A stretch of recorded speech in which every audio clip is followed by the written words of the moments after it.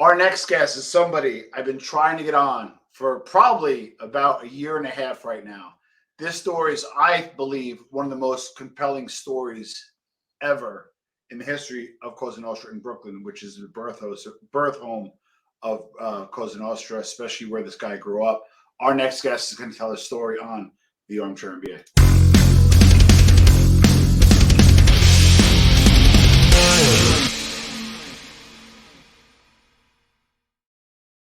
Hello, Tom Levecchia here with the latest edition of the Armchair NBA. How I bet a special guest today, Jason JSV Capital. Jason, how you doing today? Hello. Thanks for having me, Tom. And we have somebody that I don't know why this guy doesn't have a TRO on me. I've been trying to get this guy on forever. William Cutolo Jr., Bill Cutolo Jr., welcome to the Armchair NBA. How you doing today, brother? I'm doing okay, guys. Thank you so much for having me. It's a pleasure. And the truth is, Bill, I don't want to hear your story. I just want to see what cigars you were smoking. Today is a Padron. That's pretty much my go-to cigar. It's the anniversary edition that I enjoy. I think it's a Torpedo. The 64 or the 26? 64. So Bill is showtime, big time to us right now. It is the Cigar Aficionado Cigar of the Year. It's one of the best cigars out there. It's a great smoke. Highly recommend it, and I'm glad you're enjoying it, Bill. Again, welcome to the show. Thank you, John. So I told Bill we want to make this an all-encompassing interview. So we're going to start off. Bill, tell us about your formative years and what kind of made you. You want me to start from the ground up? Absolutely. Okay. Well, I grew up in the Marine Park section of Brooklyn. Flatlands area is what they called it. It was pretty much a normal childhood when I was young. I was into sports, baseball, football. It didn't matter. Anything to get me out of the house. I would go up to the park. I'd go by myself, take my glove, my bat. I'd take a basketball with me, go up to the schoolyard, throw the ball around. We used to draw a box on the wall. Yeah. And, for hours at a time, just trying to perfect, trying to be a baseball player. But,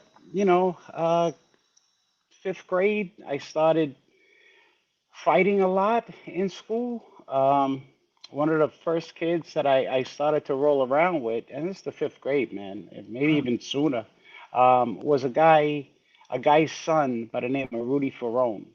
Okay. I went to school. Rudy was the boss of the Jersey family that The Sopranos was based out of, the Cavalcantis. Yeah. So this kid was in my class, and from the first day, I remember he was kind of a bully.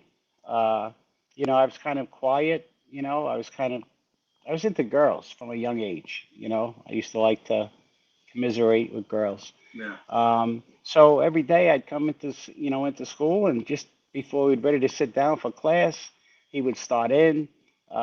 Lunchtime, he'd start in. By 3 o'clock, by the time that rolled around, we were outside, uh, beating the shit out of each other. And this went on for a long time. Wow. I graduated fifth grade, got into middle school. It was a different school, 6 through 8. The school was Roy H. Mann. It was predominantly, no, I don't want to say predominantly, but blacks, whites. Okay. And in those years, a lot of racist fights would break out. Yeah, yeah. So Mark and we started fighting again in sixth grade, maybe going into seventh grade, until one day he comes to school. I think we realized that, again, like I said, it was racial tension. Yeah. So, the guys that used to like to fight, white kids used to stay with the white kids, and black kids used to stay with the black kids. So I guess in those days, the way we viewed it was a common enemy, as kids. Yeah.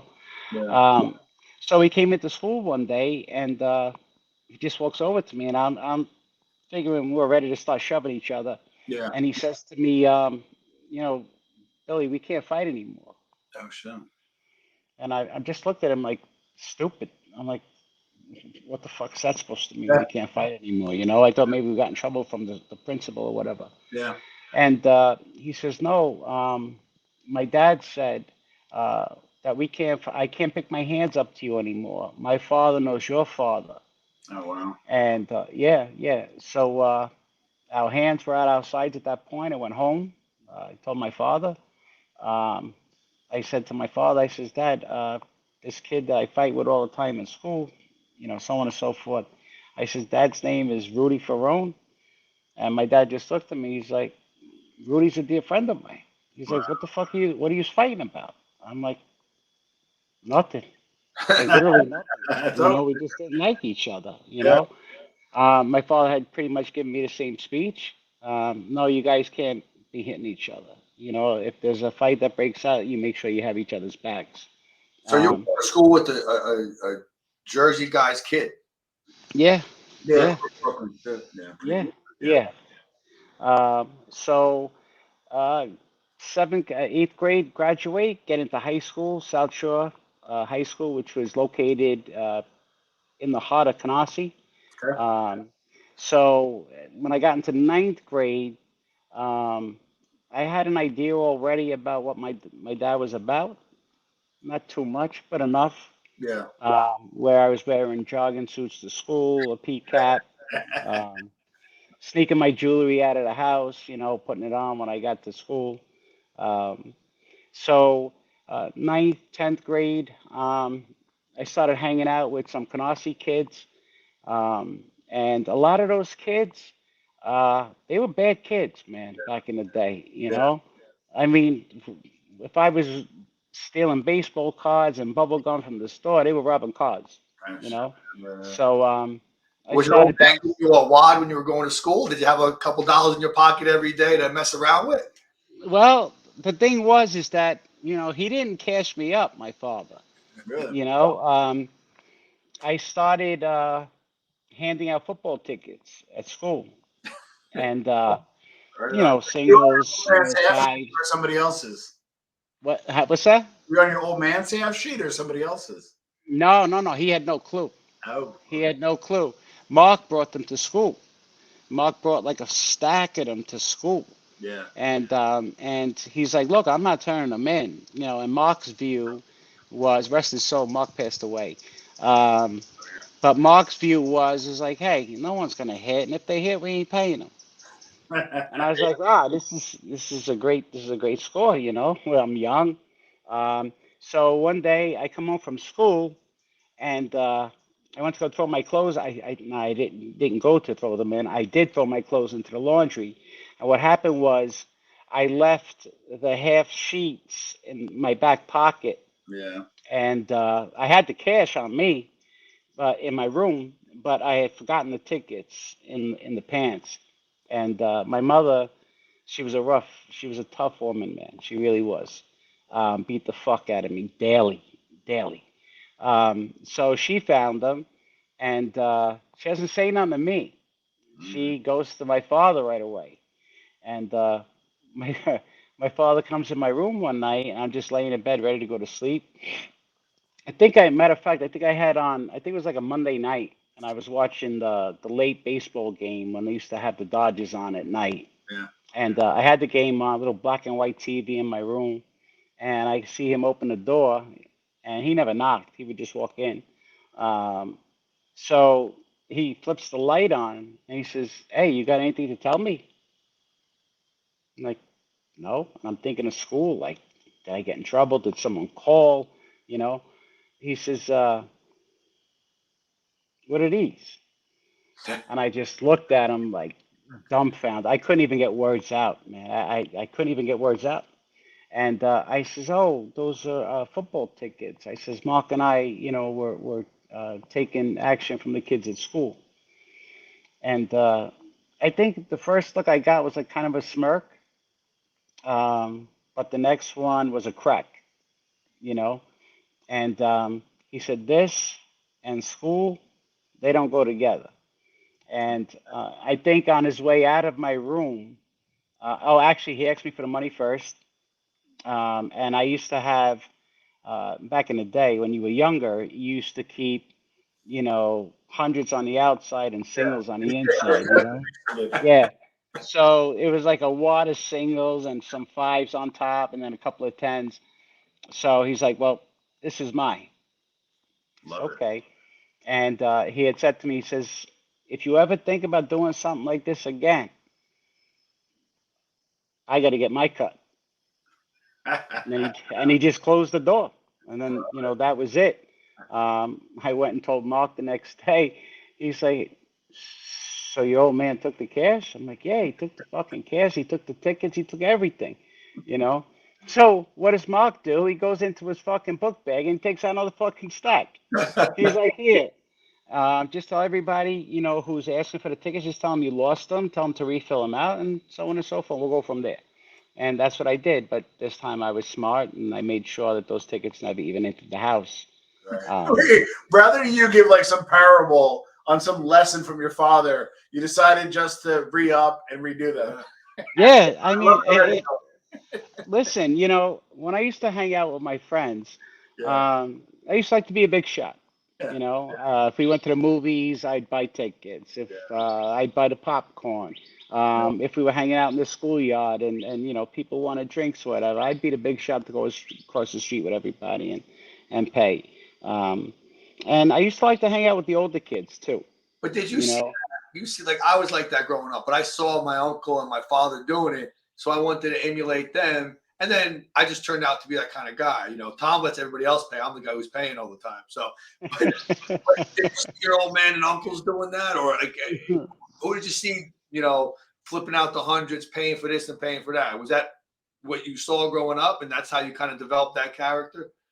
my dad, my Yeah, dad, yeah, I saw the way everybody looked up to him, and they were younger guys. You got to remember, I'm 15, 16 years old, Yeah. and I'm seeing guys that maybe have maybe 8 to 10 years on me. So, that's a huge age gap at that point. Yeah. Um, I don't like to say people's names, but guys like Spats, um, Joe Campy, um, Jojo Russo, not Chucky's brother, not Chucky Russo, a little different Jojo.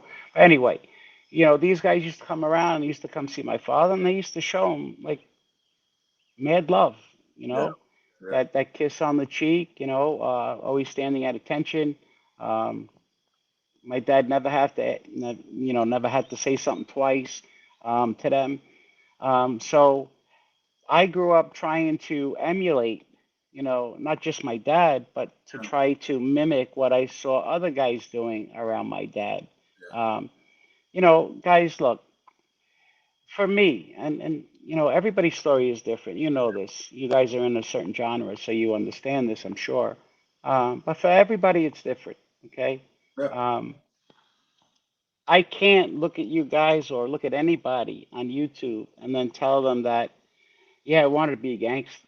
Yeah. Like in the movie Goodfellas. Ever since I can remember, I always wanted to be a gangster. Yeah. Oh man, no, no. I don't know how true that is for a lot of people, but for me, no, that's not what I was trying to be. Um, I just tried to find a way to get closer to my father. Um, and my dad wasn't a sports guy. He always wanted me to do good in school. He didn't like me being a class clown. Certainly didn't want me fighting in school. I remember one time getting into a bad fight in school. Um,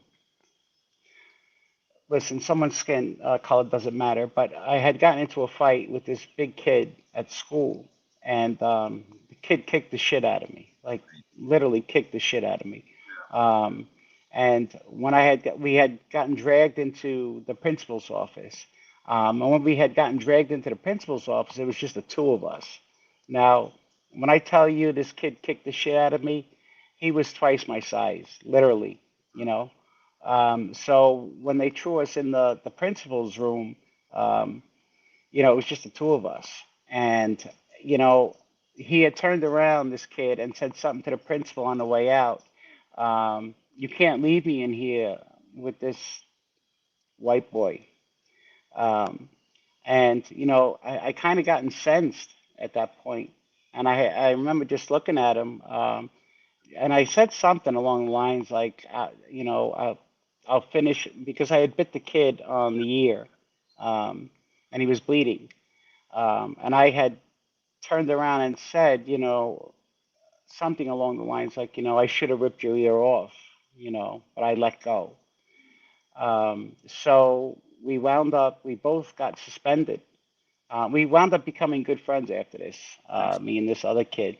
And I actually brought a lot of kids together during a very tense time in school. And the principal didn't Uh, know the administration there. They didn't know who your dad was, or they did. Like, I mean, it's kind of weird that they didn't. Okay, because you probably no, got suspended. no.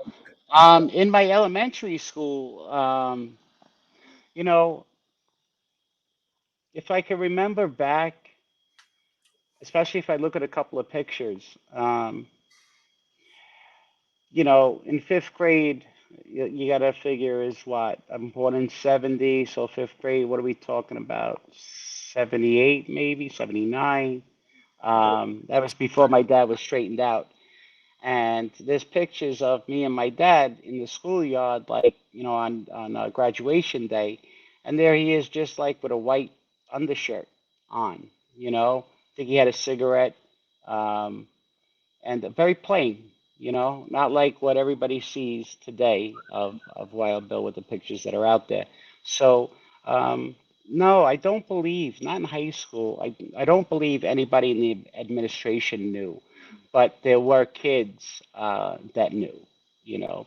Um, when I was in school, I mean, before I was made to understand that you cannot go around and say, "Do you know who my father is?" Yeah, that's a big. Uh, Yeah, yeah, my dad had a saying, Willie, if a guy turns around and says, "Hey, you know who I'm with?" mm, This is verbatim. Crack him before he even finishes the sentence. yep. He's like, "Look, you could always send flowers in the morning." Yeah, Yeah, good point. So, And, well, you bring up a good point because um, here's a picture of your father. He, as oh we all no, I'm sorry. That's not my dad. That's his cousin, Raphael, oh from the other side. wait a I'm second, sorry. you're related to those Cutolos? Yeah, yeah. Wait, I spec. Now hold on. Aspetta, Hold on. aspetta. I was gonna say because I saw pictures of your father. I just thought maybe that was just a picture of him when he sent it over. yeah. I was So waiting we're for you gonna to say something. we're That gonna lady we're and his gonna hold father. on, hold on, hold on. Sorry guys, and I usually do like more research and ask Bill for some photos. So when he sent it over, I just uploaded it. But we have to talk about Raphael for a moment because Go ahead. he was a guy who revolutionized the Camorra in Italy and was, I mean, you can't go on enough about him. That's a whole nother story. You guys were related to him? Crazy. Yeah, yeah, yeah. If you look at his picture, you could see the similarities Wow. of him and my dad. It's crazy to me. Um, but if I could, without trying to switch gears too Yeah, quickly, yeah. my dad's father did not like organized crime. Did not want Remember my here. father. Yeah, my dad was not supposed to get involved in organized crime. His father actually told him, it's like, if that's the kind of life you want to live, then you can't live here anymore, and you can't work in my burger joint. And Um, your grandfather's own business, which is weird because your father could have yeah, chose that road and be an yeah, entrepreneur. I mean, he was an yeah, entrepreneur in his own right, but he had the legit way to go on being an entrepreneur. yeah. I guess his frame of thinking at the time was is there were a lot of guys that did hang around over there, and they did try to, for lack of a better word, pressure my grandfather into getting involved with them, but he turned them down every time. Um, Was your father born here or the other side? no, Wikipedia's got it wrong. I tried to get a message over to Jeff Nadeau because I know Jeff Nadeau did a little something Yeah. on my dad. But anyway, no, my dad was born here in the States. And Yeah, your, and your grandfather, was he born here or born there? no, my grandfather was born here. Okay. Um, So they're but true that, Italian Americans. Okay. yeah, but Raphael was my grandfather's first cousin. Wow. And that's why he really Mm. despised that life. Right. He knew what his cousin was about, and I mean, Well, come on. you and I now I like even more because we're basically paisan. So one of the things though, and I just want to give some context to everybody, and I do cover Italian organized crime. The Camorra, as you know, Bill, and don't get me wrong, we're not honoring LCN in Brooklyn. We're not saying good guys. No. We're not saying that. But the Camorra are just the bad people. Like they're just bad people. And the Cremonese, they don't mess around. And so if you're from Napoli or Napolitano, from the area or region, Benevento, wherever, right? And you come here, when you think about La Camorra, I understand what your grandfather was saying. Versus here, again, we're not saying they were good, but there's some reverence or some Godfather-esque with American Brooklyn LCN. So I can kind of see that dichotomy where like your grandfather's like, hell no. So what happened with your father and him, and what were some of the tribulations that your father went through? Because he obviously eventually got into life, but what was that like? Well, my grandfather passed away the year that I was born in 1970. Oh And wow, my dad was born in 49, so he was barely wow. 21, Yeah, kid. 21 at the time. So once his dad had passed, I think 90% that he seen that flipping burgers for living, and those were his words, flipping burgers, was not in the cards for him. He didn't feel that he was going to be able to take care of his mother and his sisters. He had three sisters at the time, and it wasn't enough. And he didn't want to sell the place, Yeah, so he held on to it. Then he started hanging around with this guy by the name of Whitey, yeah. Whitey Tropiano. Um, and Whitey was feared on 11th Avenue. Sharp guy, sharp dresser. Um, but my dad was the muscle. So um, soon on my podcast, I'll drop some of those, Stories. uh, yeah, those court docs as well. Um, some serious shit. Like I remember seeing them, and I only seen some of them about a year ago, and I remember like combing through some of them, and this person had highlighted a lot of things for me, so it made it easier for me to delve into. But I was blown away at how young my dad was and the shit that he was doing at that time. You know, then he started getting involved in hijacking, which was a huge money maker. He told me there was two sides of hijacking. He's like, look, he goes, I remember one time they hijacked a trailer load of women's shoes, and he couldn't sell them, you know, and my father, out of his own pocket, wound up buying all the shoes and then kicked up to Whitey, and then he was around Charlie Moose after that, Panarella, and Charlie Moose was another one who was, Was and Charlie Moose, yeah, Charlie Moose, I got to meet yeah. and sit with. I went and picked him up from the airport during the war. You Wow. know, they brought him in from Vegas to try to uh, mediate. To try to get the two sides to stop.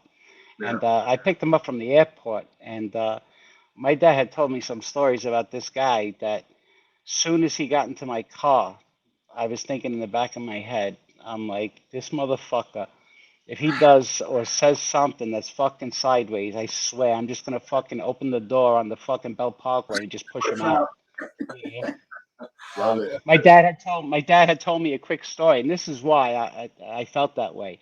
My dad had told me he had bought his first brand new car, and he had to go pick up Charlie.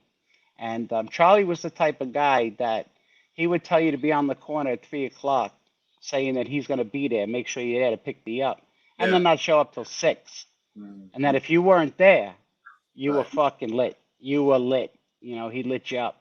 So my dad had bought a new car, and he goes to pick up Charlie. Charlie's smoking a cigar, and he's looking for an ashtray in the car.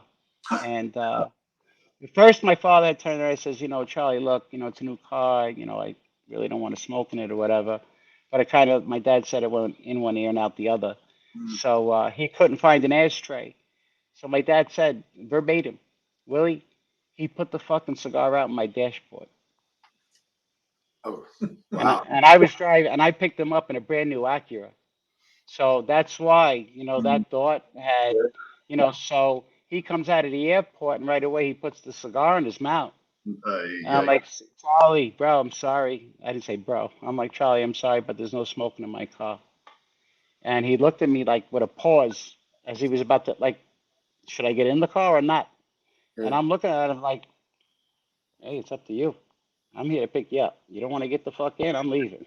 You know? And he But, was most prolific killers in the organization. Like he was a maniac. yeah. Yeah, but to tell you the I truth, would have thought. when we got to talking on the drive back to the house, Yeah. and he maybe he softened in his old age, my father said, but he wasn't as bad as what I was expecting, you know. Well, so Um, I always get fascinated because I had, I guess, the pleasure, if you will, of interviewing people that were in the Fucking life, quiet. but also people that were sons, daughters, etc. Even I just interviewed Pablo Escobar's wife, so I got the wife standpoint of one of the biggest drug dealers of all time. So I want to understand your father, as I understand, got made in '82, right? What was the Cutolo household like? And I know your father was always an earner, but what was your like going into the '80s? Right? And then how was your life after the '80s, early to mid '80s, after he got made? Was there any type of financial bump, and like, was there, did your lifestyles change? And I'd like to kind of get a gauge for that. um, I can't say, in the early '80s if we weren't living extravagantly. Okay. Let's put it that way. The mortgage was paid, food was always on the table. Um, but I do remember, like, not this fucking fly, Jesus Christ. Um, but I do remember, not having matching dishes, different glasses, something that as we got older was not the case. So uh, I do remember that my dad had became a little less calm, if that makes sense. Okay. Um, I do recall I used to get beat a lot, and again, that's another thing that eventually I will Talk about, speak yeah. on a little bit more. Yeah. There's a blood club Um, podcast. Love it there. Your podcast we'll talk about in a little bit. yeah, yeah, no, thank you, thank you. I do remember him coming home sometimes late at night. Sometimes it was 2, 3 in the morning. But when he did come home early, if it was like 9 or 10 o'clock, my mother, as soon as he would come in the door, would just, hit him with a barrage of things, saying, well, your son did this and your son said that. And I remember him coming upstairs into my bedroom, opening up the door very quietly, asking me if I was up. I would say yes, because I couldn't wait for him to get home all the time. Um, and he would just say to me, sit up, you know, sit on the edge of the bed. And I'll give you, for instance, my sisters and I used to fight a lot as kids, and my mother would always take my sister's side, obviously. Um, and so I wasn't allowed to pick my hands up to my sisters. So, I would do things like either try to hold them or whatever, just try not to hit them. Yeah. And I remember one time we were fighting, and my mother wound up picking up the garbage pail inside the house, like a Tupperware type of garbage pail. Yeah. Um, and we were on the floor, and my mother was hitting me in the back of the head with it. And so finally, I stopped, and my mother had said something along the lines like, "You know what, Billy Boy, fuck you, drop dead." And I gave a quick response like, "No, you drop dead." Ooh. And so my father came home, and he comes up into my room, and he's just like, "So How was your day? And I'm trying to think of everything else other than that. I'm like, oh no, it was good. Had a great day. Blah blah blah. So, say something to your mother today. Yeah. Uh, Tell your mother something like, drop dead. Yeah, I did. I did. Um, oh, bang! Yikes. Knocked me clear off the bed, We're man. I talking, mean, we're talking closed fist here. yeah, closed fist, man. Closed fist. And again, this is in all due respect to you.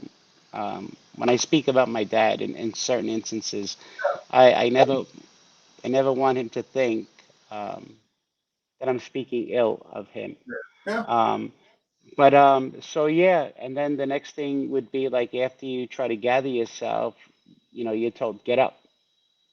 So you'd have to stand the fuck up, and he would repeat it again. So you told your mother to drop that, huh? Bang, you know. So I remember like sometimes going down like with a phantom punch, you know, knowing the punch was coming and just go down like before.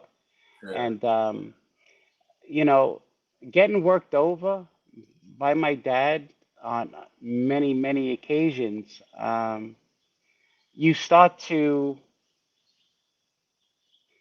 it messes with your head as a kid. You Yeah. know, you Especially when start you're asking yourself, at home.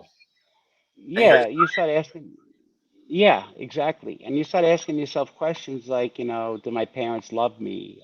Do they care about me? Um, things like that, things that are so important to me today, you yeah, know. as a father. Um, yeah, so, I couldn't figure out, and this is something that still boggles me to this very moment.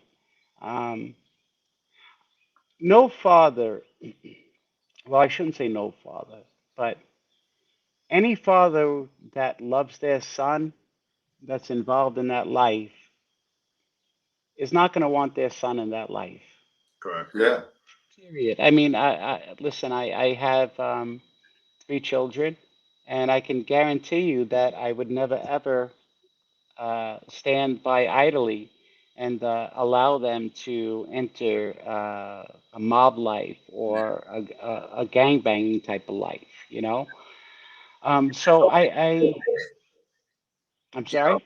and so many people have done that, and I was always wondering when you bring up that point, did they look at their sons, and did you feel this way as another, value add, another cash, another stream of revenue, right? Did he look at you that way? I mean, he looked at you as a son and he loved you, but then again, did he still have that street mentality, looking at you and saying, "Hey, how much could he pull in for me? Another add on to my crew." You know, I don't think that that was my dad's frame of thinking. Right out of college, I still don't think that that was his frame of thinking. Um, but the part that still boggles me, as I was saying to this very day, is that I still question, because obviously I can't get an answer now.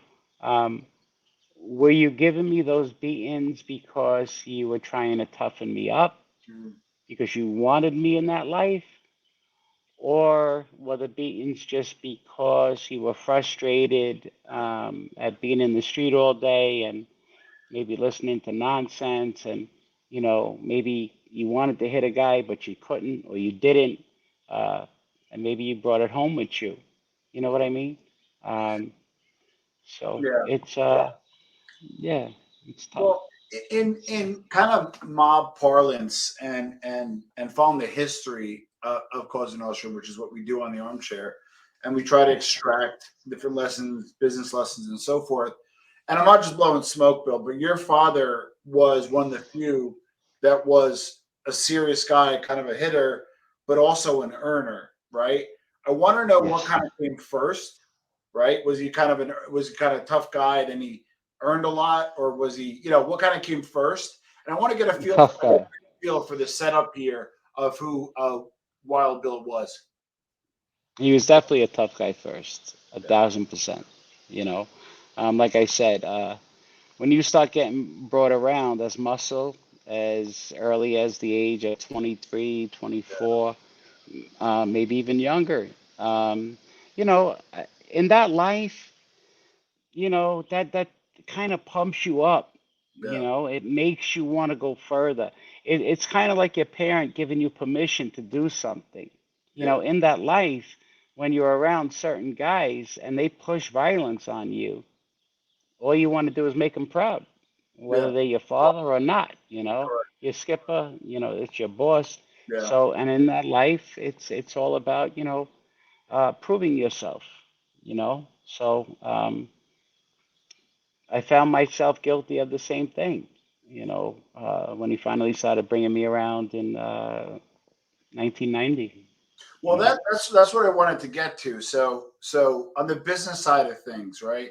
So he was a tough guy. We established that. They brought him around, but it was very good business wise. Give us some of the business lessons you learned from him growing up. Because I know you do some stuff for yourself now and you're an entrepreneur. But what were some of the business lessons he kind of taught you? I know people always get mad at me. I want to hear about the mob stuff. No. What were some of the business lessons you learned from Wild Bill?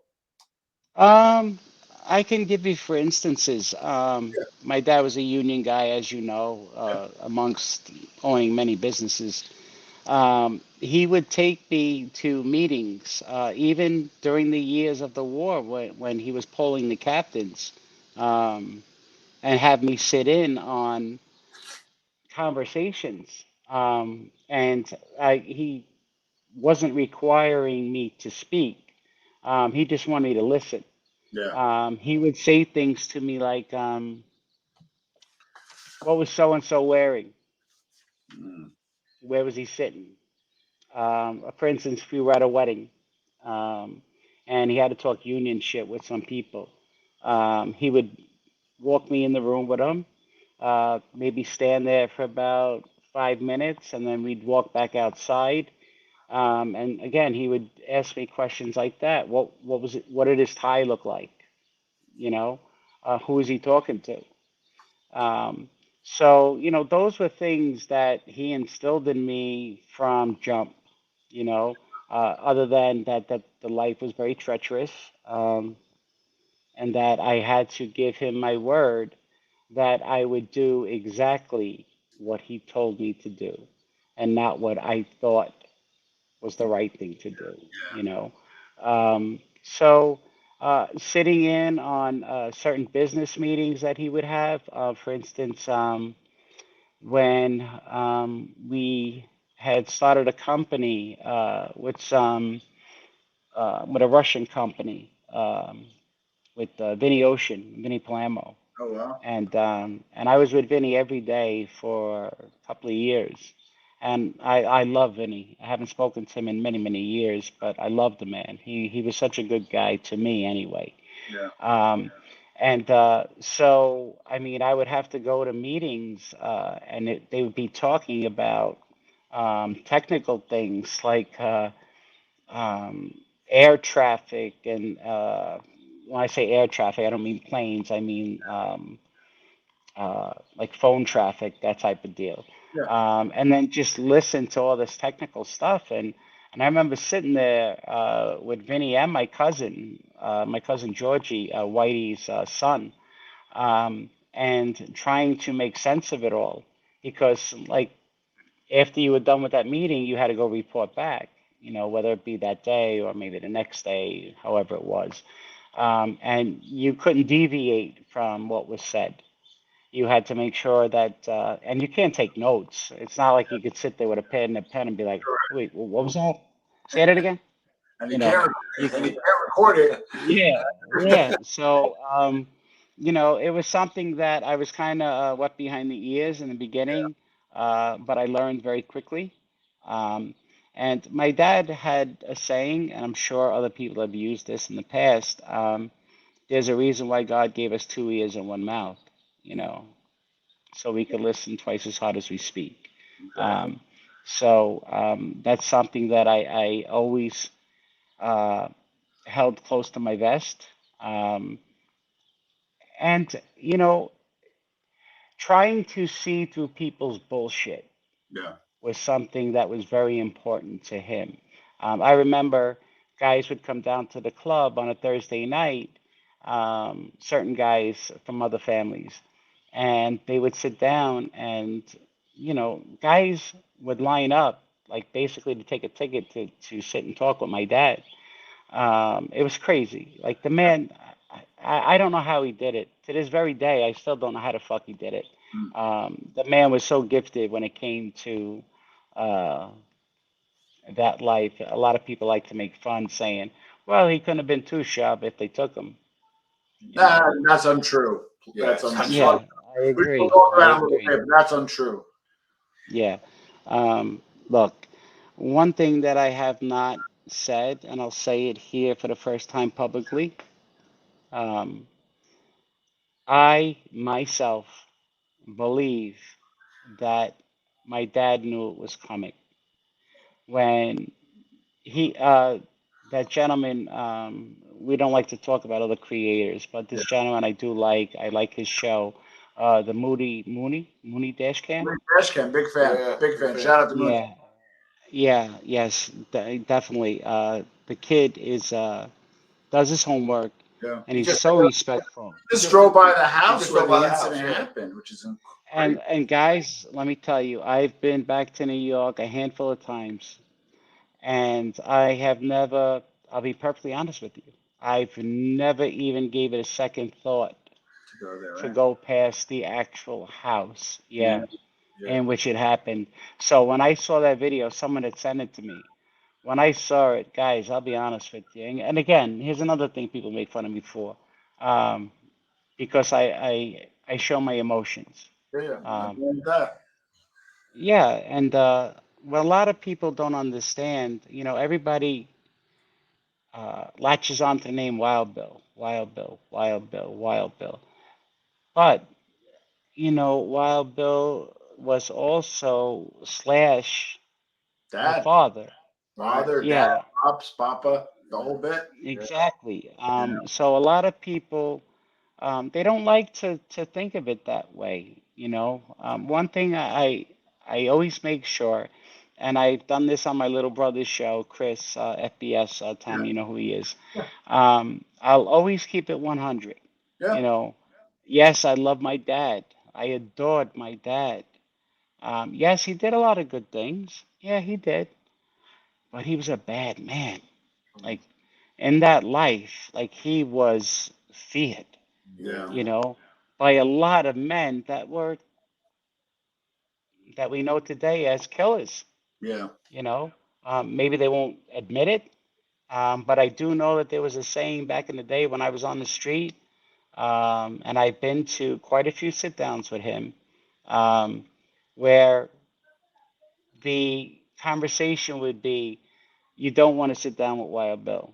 You'll never win."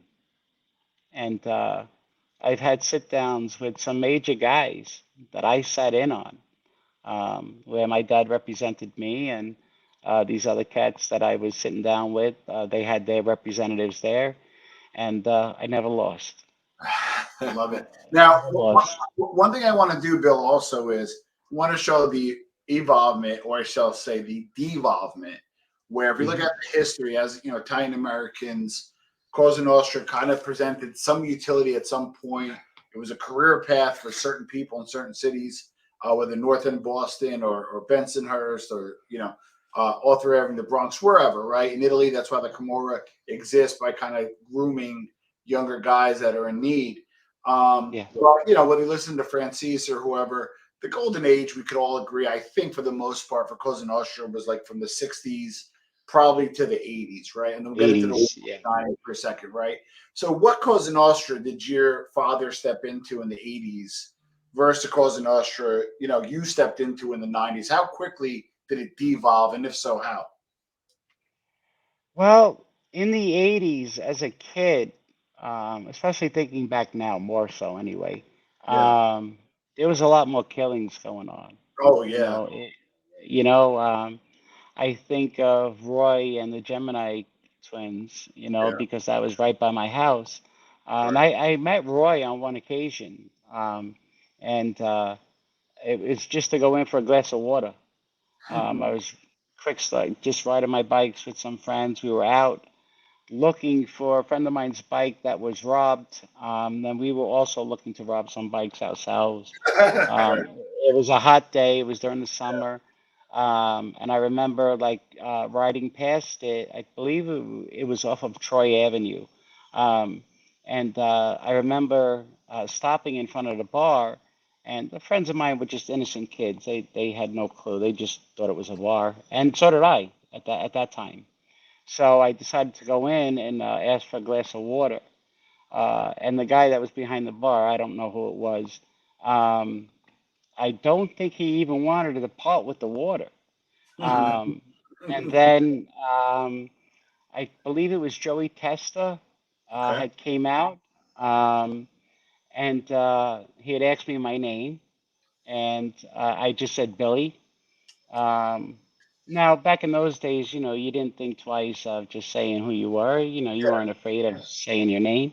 Yeah. Um, so they just looked at me, and they were looking at me as if like they knew me. And it turned out that they had came by my house on 48th Street a few times to see my father. Yeah. And so they said, "Isn't your dad Wild Bill?" And it was the first time I think I heard Wild Bill. And I was like, "My dad's name is Bill." They're like, "Is your last name Cutolo?" And I said, "Yes, it is." And it wasn't like, you know who my father is. It wasn't like that. Correct. Correct. Especially. Um, yeah, and then I think one of them went inside, and next thing I know, Roy had came out, and Roy had made a quick comment about my bike. My dad had gave me a brand new CW, which was a racing bike at the Yeah. time, and it was a Pistol Pete, and he fell in love with the name of the bike, Nice. and so he bought it for me. So Roy was just looking at the bike, and he's like, "Oh, that's a beautiful bike." He says, "When you go home, please tell your dad that Roy sends his love."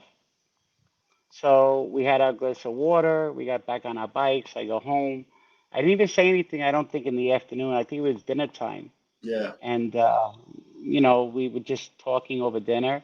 And I said, "Oh, Dad, by the way," I says, "I was riding my bike today, and I stopped by this lounge. Um, that was the name on the sign, lounge, and for a glass of water." And he's like, "Stop in the lounge for water? What are you talking about?"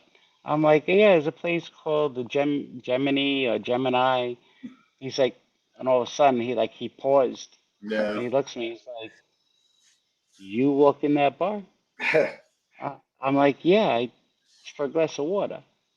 He's He's like, "Willie, you can't go in there. You can't go in a bar. You're a kid." And I said, "I know. It was just for a glass of water." I said, "But anyway," I said, "a guy by the name of Roy just told me to tell you that he sends his love." And then there was like a second pause, you know? And he's like, "Willie, do me a favor. Don't go in there ever again." And I remember a few years went by, and I had asked him, we were just driving one day.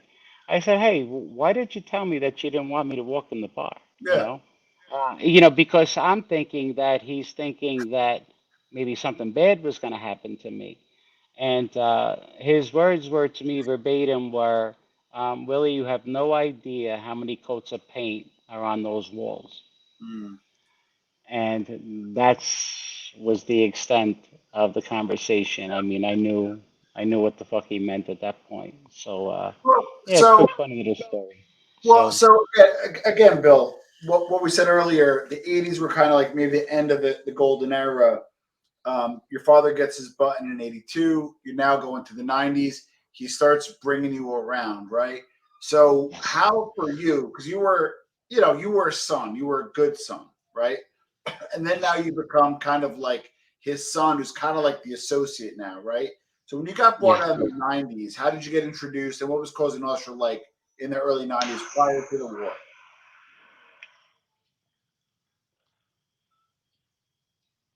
When I was officially introduced to the guys up on 11th Avenue, I already knew most of them Yeah, from coming by the house and stuff like that. And then my dad, every once in a while, would take me up to the club on a Saturday. which Nice. was a down day. And that's how I used to get to know the guys, and Yeah. they would spoil me. Everybody gave me money. Uh, if there were video games in the place, they always made sure that they had the thing open, so they would just click the thing for me. Yeah. No kidding. Um, but you know, the difference between the 80s and the 90s for me was is that in the 80s I didn't pay too much attention to um, who was getting murdered. Okay. It wasn't something, in the 80s at that age I wasn't thinking about. Um, but in the 90s, I didn't have um, much time because I graduated in June of 90. So a few weeks later, I was already introduced up at the club. So, and then the war broke out, I believe it was June of 91. And, you know, when he sat me down, he was at the house with Joe Scopo. I believe Fat Sally Machota was there. It was late one night. I was coming back from the Hotel Gregory, which I had just started working at. And I walked in, and I was told to sit down. And he just said to me, his words were, "They tried to hit Vic tonight." And I remember looking, first of all, I was blown away that I was asked to sit down. I thought I was in trouble, you Yeah. know? Um, so I'm like, "What do you mean they tried to hit Vic?" He says someone was sitting by his house and, they tried to kill him. And stupidly, the question that I asked next was who? And, he kind of paused for a second, but then he told me, Carmine Sessa. And I do remember hearing bad things about Carmine Sessa from my dad. Carmine Sessa, Greg Scarpa, those guys I never liked. And the only reason why I didn't like them was because my dad didn't like them. It wasn't because they did anything to me. Um, but, in the 90s, when the war broke out, and, when the first guy got clipped and then the second guy got clipped, it started to really hit home for me. And the thing is that, or the strange thing I should say, is that it didn't scare me, where it very well should have. Um, I know people have asked me the question when the war broke out, and you're in your recruitment stage for the most part. Um, did you think like, hey, did you rethink it, or you know, did you want to run away from the life at that point? And the honest answer I can give is like, no, no. I looked at it from different facets. I looked at it from I was worried about my dad. Um, I wanted to make sure he was okay. Um, and being so young, um, I idolized my dad for as far back as I can remember. So, me walking in front of him, walking out of a place, or especially during the time of the war, I wasn't the only one. My dad always had a crew of guys around him. Yeah. Um, but I never hesitated to open that door first for him, or, you know, just to stand in front of him. Yeah. I think about it now, being that I have three children, and I say to myself, wow, that wasn't too bright, you know. But, Well, you so wait. know, Oh, go ahead, Bill. Sorry, I wanted to jump in. no, I was just going to say that, when the bodies really started to drop, um, it was an eye opener, to say the least. And then certain guys that were getting killed, or some guys, I should say, that were getting killed, were some of them weren't made people. Um, so I give an example. Vinny Fusaro, um, he was hanging Christmas lights, in front of his house, and this guy, his nickname was Vinny Venus. He owned the Venus Diner, but he was a regular guy, and I knew him since I was small. So when he got killed, that hit home for me. And then I got angry. Um, and my dad had wound up putting a pistol in my hand for the first time. Um, it was a 25 revolver. Um, and I remember looking at it like I already had my own pistol at the time. I had a 380 Beretta, and he hands me this gun, and I remember looking at it like it's only a 5 shot. What am I gonna do with 5 shots, you know? And then I'm looking at it, it's a revolver, and I'm thinking to myself, oh, I want an automatic. And he had said to me, he goes, it'll never jam, Well, that's you why it's know. reliable. Yeah. And but I had said, I remember saying to my father, stupidly, without even thinking before I said it, I was like, but it's only a 5 shot. And the answer I got back was, is Willie, Oh, you if want? you can't hit them with the 5 shots, you might as well just throw the gun at them, you know. So um, I went out. I went out the next fucking day, and this incensed them. This is how crazy I was. I went to the police athletic store, and yeah. I went in and bought I think I don't know if it said NYPD or whatever. It was like a flap jacket. I bought a speed loader. I bought a holster. Um, and I remember going home and showing him the stuff that I picked up. And he's like, well, where'd you get it? And I said, oh, the PAL store. He's like, what? You went into the police athletic store? He's like, what did you tell them? I'm like, oh, it was a girl behind the counter. I said, we were chit-chatting. I just told her I was going into the academy, and, she didn't ask me no questions, Hey, which academy? Um, yeah. No, she didn't even ask, if I remember correctly anyway. Um, so, yeah, so in the 90s, yeah, when bodies started dropping, it was an eye-opener for me. But, the other facet was this. Um, I knew that I wanted to prove myself, um, not just to my dad, but to the other guys around him. Yeah. You know, I wanted the other guys to see that, hey, I can roll around on the street too, Yeah. and I can fire back too.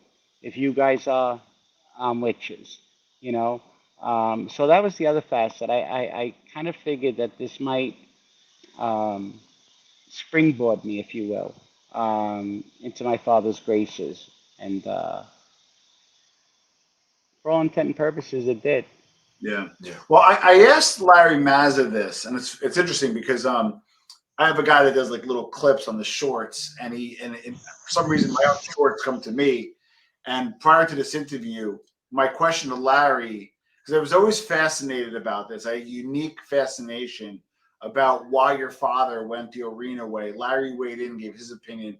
You got to watch that interview, but you obviously know a lot better. Why did your old man go with arena, in your opinion, or did he tell you specifically? Well, I know specifically. Um, my dad um, looked and forgive me here, but looked at Carmine Persco as a rat Okay. uh, because um, he defended himself at trial. Yeah, the what was it? The commission trial, right? The commission trial, yeah, in '86, Yeah, and he admitted to the existence of the mafia. the Alex needed it. Um, yeah, and those things there, you're labeled a rat. So that's at least how my dad looked at it, and I'm sure there are 99.9% of guys in the street that would probably agree. Maybe they Yeah, might not say it, but inside they'll probably agree. So that's how my dad looked at it. My dad was not a fan of Greg Scarpa. Um, my dad, at one point, had said to me that this was before it came out that Greg was bad, um, that there were rumblings that some people thought Greg was cooperating. And but my dad said, Willie, it just wouldn't make any sense. I'm like, because they give this guy contracts and he never turns them down. Now, if you're cooperating, you obviously you can't commit murder. correct. So my dad, I guess, dismissed it. So Greg was their biggest earner on that side. So he was the number one target. So, but my dad loved Vic. Vic was close to John Gotti Sr. Yeah. Um, so was Joe Scopo. Correct. Well, actually, I believe it was Joe Scopo. His allegiance to John was a little bit closer. Yeah. Um, so my dad's stance was to stand with Vic, um, and that was it. I mean, that those were my orders. You know, Well, I mean, I always. I'm sorry. When good. when I first got on the street, I mean, I always heard the name Carmine Persico, but I never got to meet the guy. So as far as I knew, Vic was the boss. You know, whether you want to call him an acting boss or whatever.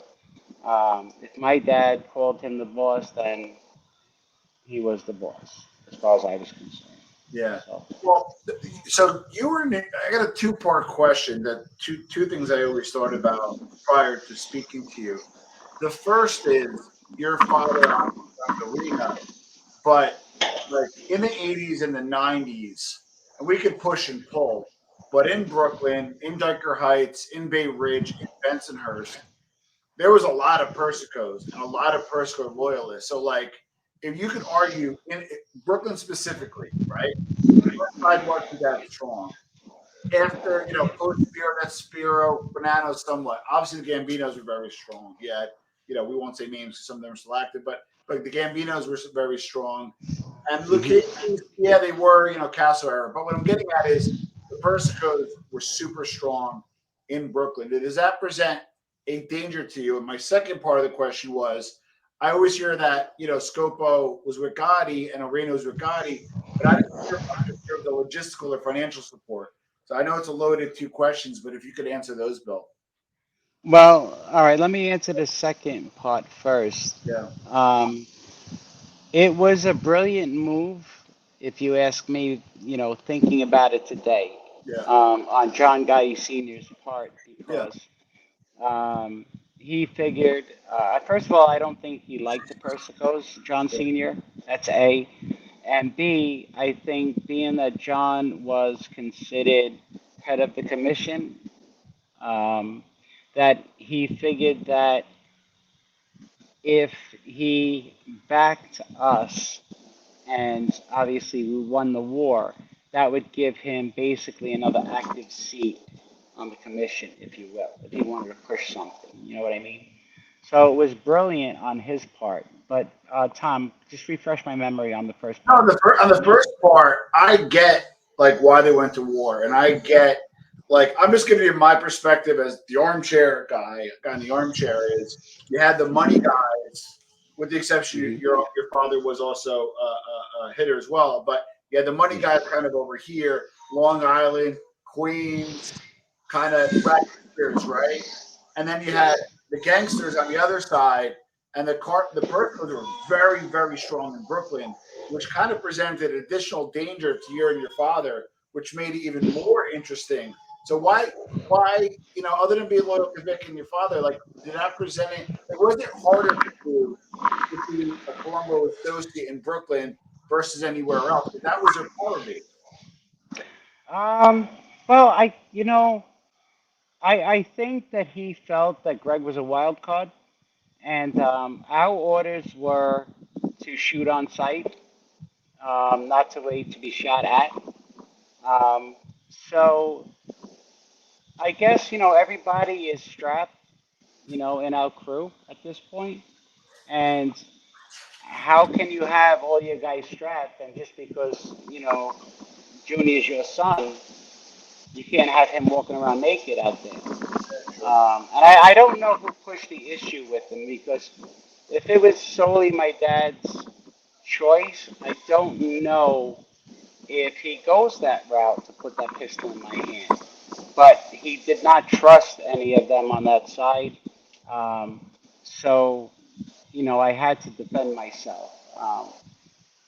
But if it was, yeah, it was difficult moving around. I mean, we were not supposed to be hanging out in restaurants. I was not allowed to go up to anybody else's social clubs. I wasn't allowed to really to travel alone. Um, So it did pose pressure Yeah. on me, if you will, a little bit. Yeah. I do remember running into Danny Persico all the time, and he would hang out with Fat Larry and this guy Tootie and a whole bunch of kids. Danny was always with like 10, 11 guys. And so Danny and I just had, in the beginning, we had a hatred for one another, even though we didn't even know each other.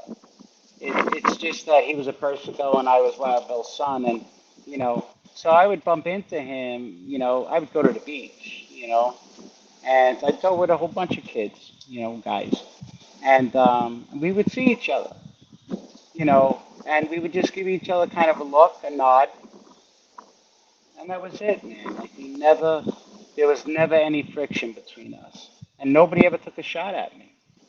Now, So I mean, now we all know kind of how the war ended, right? So the Briscoes stayed in power. You know, afterwards, I guess everybody kind of dropped their arms. Some people died, some people went to jail. Your father survived, right? So give us kind of like 93 and until the end. Like, did he keep his captain status? Did he keep his crew? Where did you land? What happened kind of over those 6 years? well, when he got arrested in '94, he was there for 13 months, Okay. and it was me and I think Jackie. Yeah, no, I don't think I know. Jackie DeRoss was still out, and then Joe Campy. So between those two guys and myself, we handled the day-to-day operations. And I would go see my father. Guys, I was seeing my dad more so when he was in jail than when he was on the street.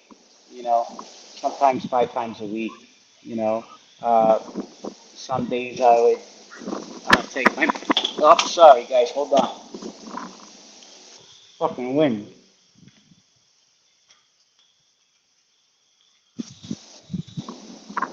I lose you?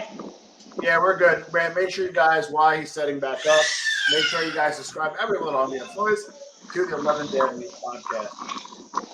Oh, sorry, guys. It's Don't worry, getting no worries. We it's go getting live. strong They for always me. have something going on, but we just give a little plug for the 11 Damn Meat podcast. We'll put a link That's all right. below. Thank you. Check that. No worries, Thank you. Bill. All right, so you spent more time Um, with your father while he was behind the glass, seeing him 5 days a week. We're kind of mid 90s. Continue. yeah. So, you know, every time I'd go on a visit, whether I was there with my mother or my stepsister's mom, it was a few times a week. And each time, if the visits were 2.5 hours, for just about 2 hours, like it was him and I talking, you know. And then he would tell me, next week when you come, make sure you bring so and so, or bring this, you know, so and so with you. I need to talk to him. My dad was getting very paranoid in jail. He started thinking about guys that were still out while he was locked up. He was starting to think that, oh, this guy might be bad or that guy might be bad. And I would constantly have to say to him, you know, no, Pop, trust me, I'm there. I'm not gonna, you know, say that what you're saying is not right, but um, I think we're a little off here. I don't think that so and so is cooperating. Um, so for 2 hours, like he would sit there and just grill me, and then give me instructions. Then my dad would make like little crib sheets with notes on it. Then he would tuck it into his cheek, and just about at the end of the visit, I would make believe like I was going to throw away like a potato chip bag, and then I would just take it, and then I would do the same thing. I would tuck it underneath my gun, and we got away with that for a while. For a while. So as far as my dad knew why he was locked up, I tried my hardest. I really did to keep solidifying to him that, listen, just concentrate on your case. Everything else is okay. His instructions to me were is that he didn't want me doing anything that would jeopardize his case or jeopardize myself, where I would get pinched. He's like, really, because they would love to grab you and dangle you in front of me. And I'm like, well, even if that is what they're trying to do, it ain't gonna make a difference. I said, because if I get pinched, I come do my time. So it's neither here nor there. So for the most part, my dad was very proud, and that's the truth. He was very proud of how I carried myself those 13 months that he was away. He was getting good reports from other people as well. But mind you, at the time, um, I was kind of handcuffed on certain things that I was able to do in the street. Um, so I wound up doing some things that really could have got my father jammed up, like playing with counterfeit money. Um, and then I started to gamble. Not only did I have bookmaking offices, but I started to gamble on my own. I figured, hey, I know sports, I need money coming in. Uh, so it didn't work out. So I must have lost in those 13 months anywhere between 100 and 150 grand. Wow. So when he came home, the very first day, I kept saying to him, I need to talk to you. I need to talk to you. And now, for those 13 months, I had to keep the books as well. So now my accounting was all spot on, 1,000%. It was spot on. But the money wasn't there. It was about 150 light, and I said, this is why I needed to talk to you. I says, I was gambling for those 13 months. So, and he just looked at me like very casually. He's like, so how much? He's like, what, 20? I'm like, he's like 30. I'm like, he's like 50. I'm like, he's like, really, what the fuck? That was the next words out of his mouth. Like, really, what the fuck? And he's like, are we talking around 100? And I was just like, he's like, oh Ish. man. He's like, we're gonna have to pick up this conversation a little later. He had people coming by the house to see him, so I think might have been the next day. He was going through the book, and he saw that all the accounting was right, but certain amounts of cash was missing. Um, Now, what happened was a lot of guys that were in the book that were making their Shylock payments every week, um, when they found out that I was gambling, I got shelved. Let me just put it that way. A lot of people don't understand. Well, if you're an associate, how do you get shelved? I heard that before. Yeah, I'm like, first of all, my father was Wild Bill, and I'm his son. So Yeah. yeah, I got shelved. You know, he didn't tell me, hey, you're never coming to the club again. He just told me you're not allowed up at the club right now. Everything that you got going on in the street stops. Um, you cannot talk to anybody. If I find out they're talking to you, I'm gonna hurt them. So make sure before someone starts to talk to you, you warn them first. And I remember sometimes walking out of the house on 48th Street, and like people in my neighborhood, like if they saw me, they would try to duck behind a fucking telephone pole. I'd be like, man, I could see you. Like, what the fuck? But they were afraid to talk to me. That's funny. So that lasted a few months. That he shelved me. Um, but then my mother was the one who actually pushed to get me back up to the club. Believe it or not, she turned around and said, "Bill, can't you just take your son back up to the club?" And he sits out there like a puppy dog. He sits on the stoop waiting for you to come home. He waits. He walks you out every morning. I can't believe how windy it got. Jesus Christ, it's never like this. Um, so anyway, it was my mother who pushed for it, and one Saturday he just came out of the house and just said to me, "Hey, what are you doing today?" Nothing. Sounds He's like, like "If you're not doing it, your yeah, father. if you're not doing it, why don't you come up to the club?" And the rest was history. After that, I got back into the club. A lot of guys, as I was saying, that found out I was gambling, and once they found out I got shelved, a lot of guys, scumbag guys, tried to turn around and say that they paid off their debt. Now there were a few, you know, the accounting, like I said, the books were correct. The money was just light. Um, so my dad had turned around and told me, he's like, Willie, what am I supposed to do? These guys know you were gambling, okay? If they're telling me that they paid you, how the fuck am I supposed to turn around and say that they didn't? Even though I believe you, he's like, I, you know, so a lot of guys had gotten forgiven for some of their Chirac money. So, Well, so what happens? So your father gets acquitted. Again, this part I'm not as familiar with. So at this point, your father gets acquitted and gets back out on the street mid 90s. yes, he came home in November, or excuse me, December of '95. Okay. Um, him and all his co-defendants, they all went to trial together, whereas some of them wanted to be severed from the case because when you go to trial with someone as polarizing as my dad was, some of the guys felt that they weren't going to get a fair trial Yeah. because my dad was involved in the case. Yeah. And my dad put the kibosh on that from day one, saying, no, we got into this together, we're going to fight it together, and we're going to walk out of here together. So my dad did a lot of work on his own case. Um, he was at every lawyer meeting with them, um, paid for a lot of the guys' lawyers.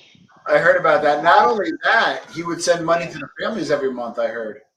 Yes, he did. Oh. That's true. Um, so that's why it still boggles my mind to this day, um, how certain guys turn their back on my dad. Yeah, Which that's got to hurt doubly because not only like we're in the it life still hurts. It still aspire, hurts. yeah, of naturally. So, which brings us to the end of unfortunately his his run in the mob and what you got set up. Why don't you walk us through maybe prior to in retrospect how was life before and tell us about that fateful night. Uh, well, let me just put it this way. When my dad came home from jail, I felt as if I felt as if my dad made a promise. My dad was into his faith. He was into his church. Okay. Um, I felt like my dad had made a promise, if you will, uh, with the Lord, saying that, hey, I'm going to try to be a better person. Oh, we're losing you a little bit. We lost you, Bill.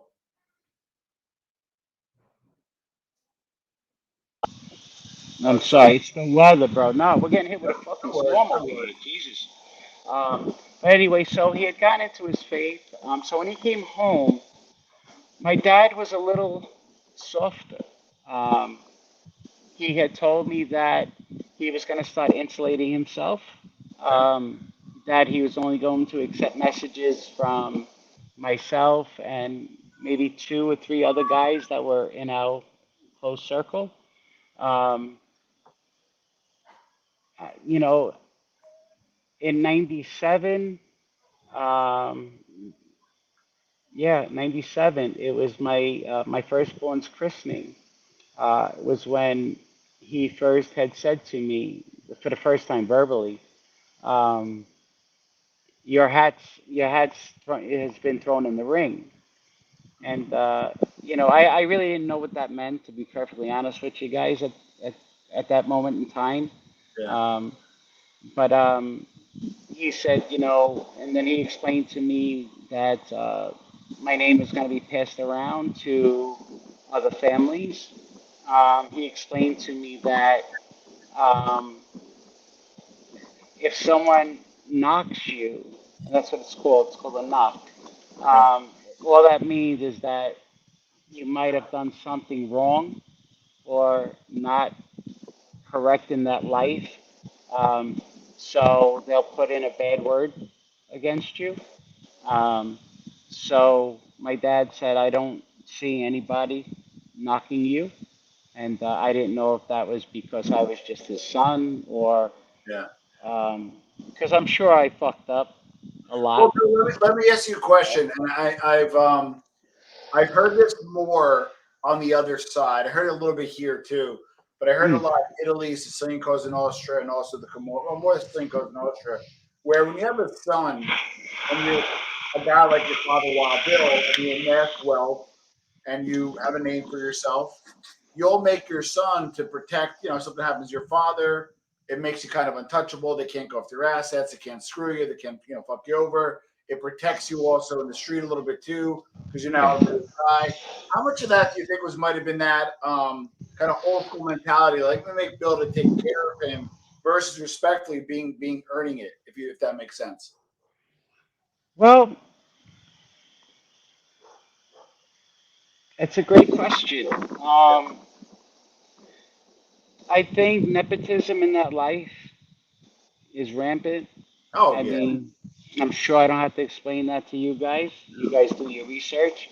Um, there were guys that I don't want to name them that I yeah, can think of that definitely weren't cut out for that life. yeah, But then again, there are a lot of people that might say the same thing about me because I decided to walk away from the life and aid the government and voluntarily, mind you, to find my father. So a lot of guys would say, yeah, nah, he didn't have the makings of a varsity athlete, you know. So yeah. But you hey, know what? The people who say that, it's an expression from a fictitious TV show for yeah, nobody who never even walked one step in your shoes, let alone a mile. You know what I mean? yeah, one thing that people, I don't know if they choose not to see it this way, but I do know that there are a lot of people that do see it this way. And it's been said to me, Yeah. um, Bill, what you did took balls of an elephant. Because what you did, you didn't do it for just one day. You didn't do it just for a week. You didn't do it just for a month.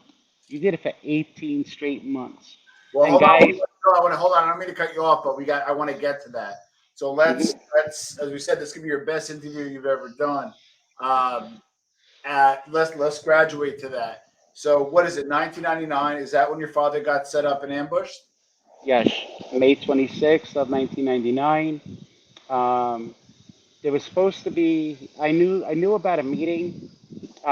I wasn't clear on the day. All I did was find out later because I didn't get a call from him that day. Okay. Um, it was my mother who claimed that my father called her. Now, this is strange because my dad didn't talk on phones, Yeah. but my mother had turned around and said that my dad said to her on the phone, my dad was in the city at his union office that day, and said that he got a phone call and that he had to go meet the kid. And that my dad was pissed off. Now, I found out that my dad was pissed off leaving his union office. I found that out through his secretary. My dad, when he went to his union office, said he'd like to do what he needed to do and then leave when he was done. So it was a surprise to him. But of course, he went. That's how that life is. Um, it was said that it was supposed to be in regards to straightening somebody out. I mean, that's the story that I got. Um, so my dad leaves the office, was having problems with his truck. So he decided to drop that off at a local mechanic that he trusted to work on his truck. Um, and from what the FBI had told me and the NYPD is that they had tailed my father from the city into Brooklyn, and this is verbatim. They told me that they lost my dad at a red light. And the red light that they lost him at was literally the corner in which, on the mechanic's shop. They said that they were able to visibly see him go in, but they never seen him come out. Wow. So somehow he got out of there, um, got up to 92nd Street and Shore Road. He was picked up from there, taken to little Dino Saraceno's house. And again, I wasn't there, but this is what I was told. Is that, and I believe Moody Dashcam also mentioned it in his video, Yeah. um, that my dad had turned around and said to Gioli, Tommy Schatz, uh, the kid's here, right? And those words right there to me, his son, that's what tells me he knew I hate that it might have been it. Yeah. that it was coming. Because Wow. my dad had put other men in this same position. Yeah. So I can't be a hypocrite, guys. Well, I can't. well, your father, and what I kind of gleaned from our interview, and we chat a little bit on that stuff too. But what I see that your father was, a good dad. I know he had his challenges, but he was the kind of guy that maybe might come late, but he would come home, right? So when did your mother first know the first sign of trouble? Was it, 11 p.m.? Was it, oh crap, 7 a.m. she woke up? What was that first sign of trouble from your mother? It Or, it it wasn't until that night that I drove to her house in Staten Island, and it was probably one of the hardest things I ever had to do.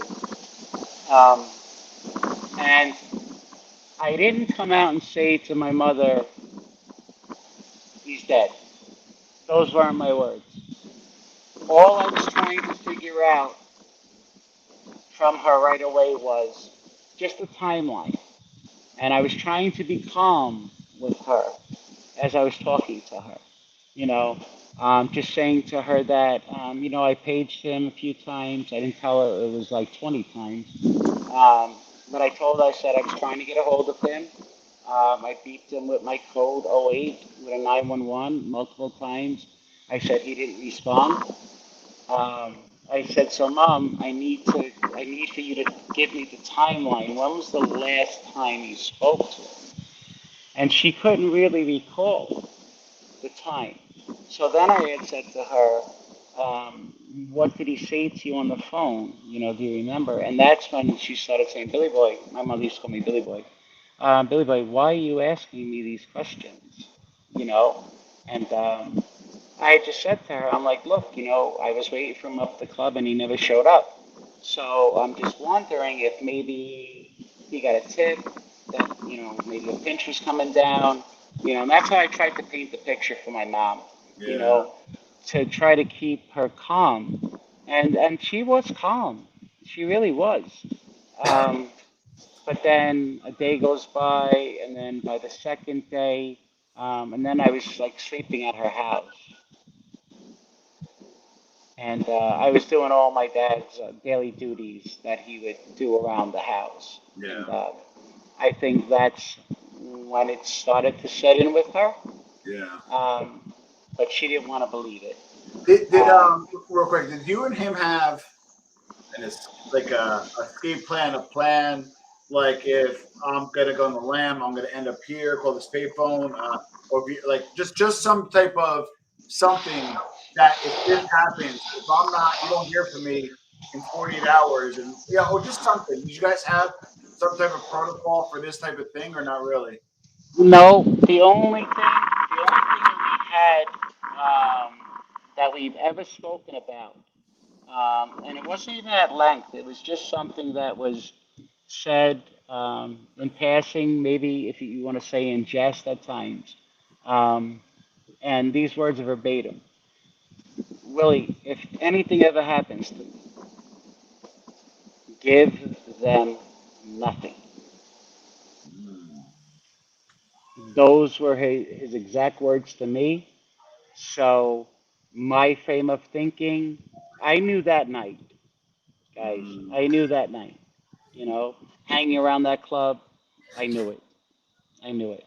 So my wheels were spinning yeah. that night, and I was already trying to figure out how do I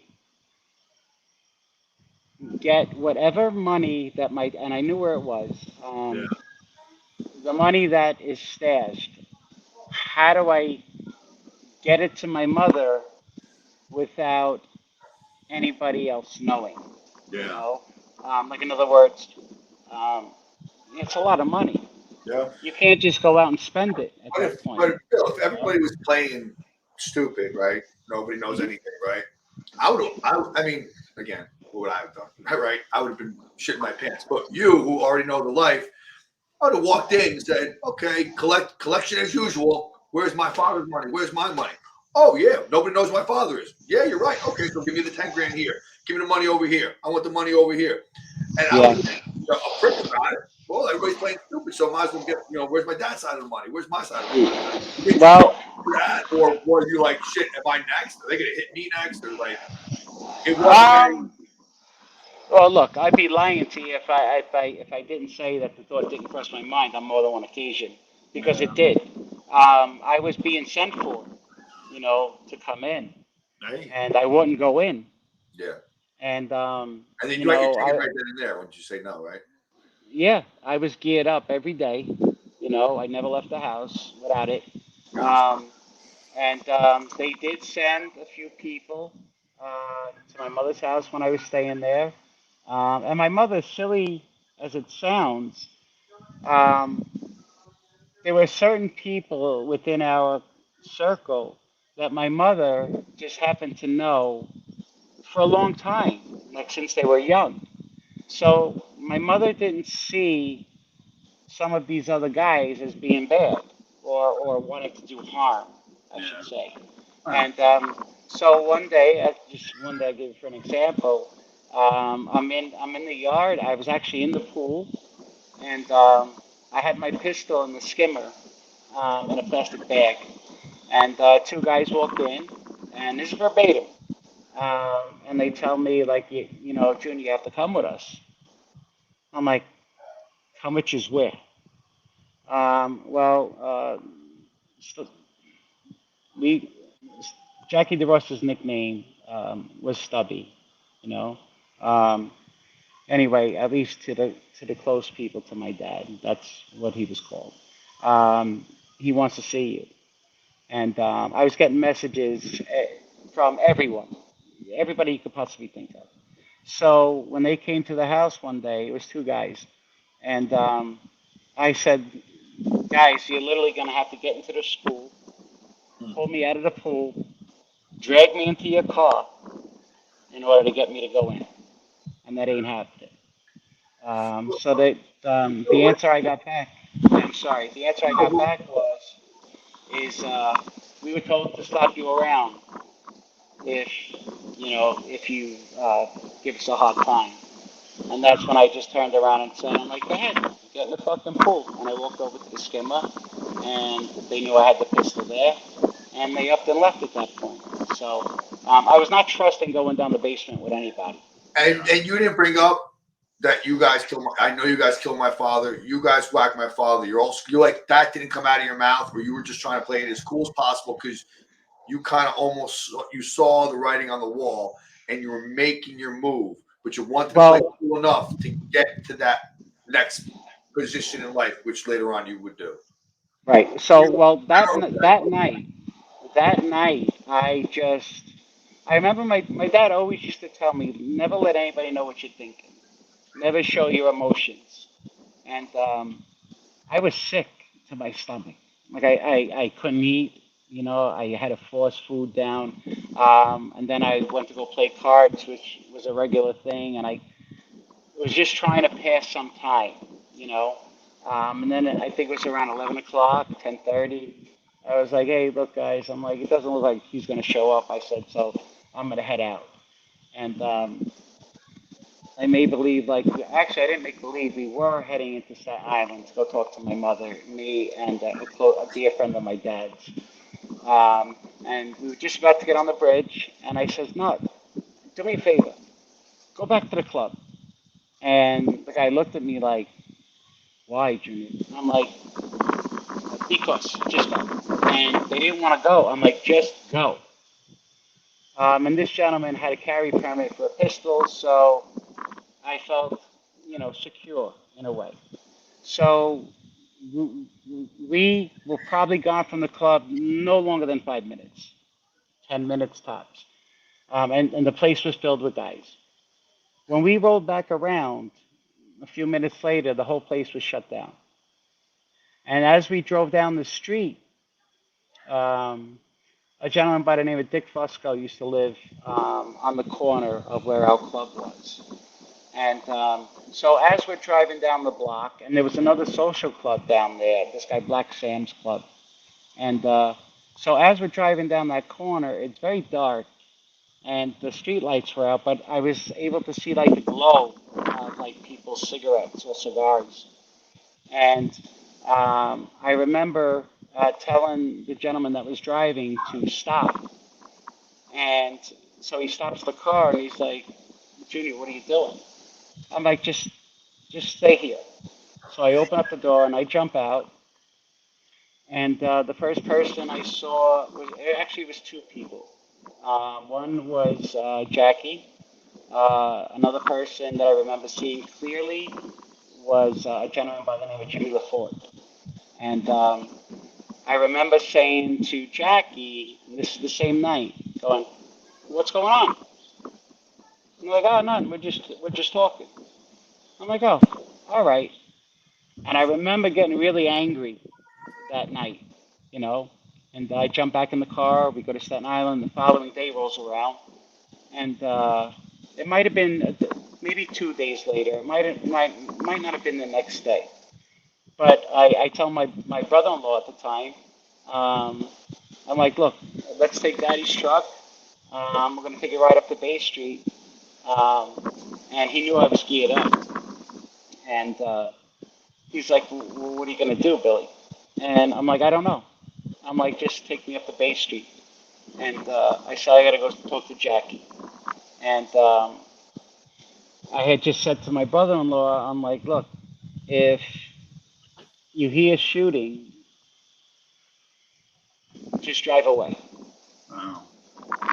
So I had two pistols on me that day. I threw on a leather coat. Um, and as I roll up to Bay Street, um, there's Jackie standing outside. He used to have like a little fruit stand over there that guys used to come by there, I guess, to see him, talk to him, drop money off or whatever. And there he was standing out there smoking a cigar. Um, and I was raging. And I made a beeline across the street, and I don't think that he knew that I was coming like that. Mm. Um, so it was a beeline. Like I got across the street really quick. Like he didn't have a chance to even move. Um, so the next words out of my mouth were, um, "You think I'm stupid?" Um, and this is verbatim. Um, I said to him, "Three heads are gonna go for my father." And when he saw the pistols in my waist, um, he had turned around and said to me, "What are you gonna do? Kill me right here in broad daylight in front of people?" And in that moment, um, I kind of got this feeling that you know killing him was easy. Obviously, my dad always taught me that any monkey can pull a trigger, Willie, but it takes that much more of a man to reach his hand out to help a man up. Yeah. And I remember seeing, and I don't care who the fuck tries to dispute this, but there was the fear of God on Jackie's face. Oh, I can Uh, imagine. and I realized, well, I mean, come on, it's a natural thing. I mean, someone's coming at you with a gun, gun or guns.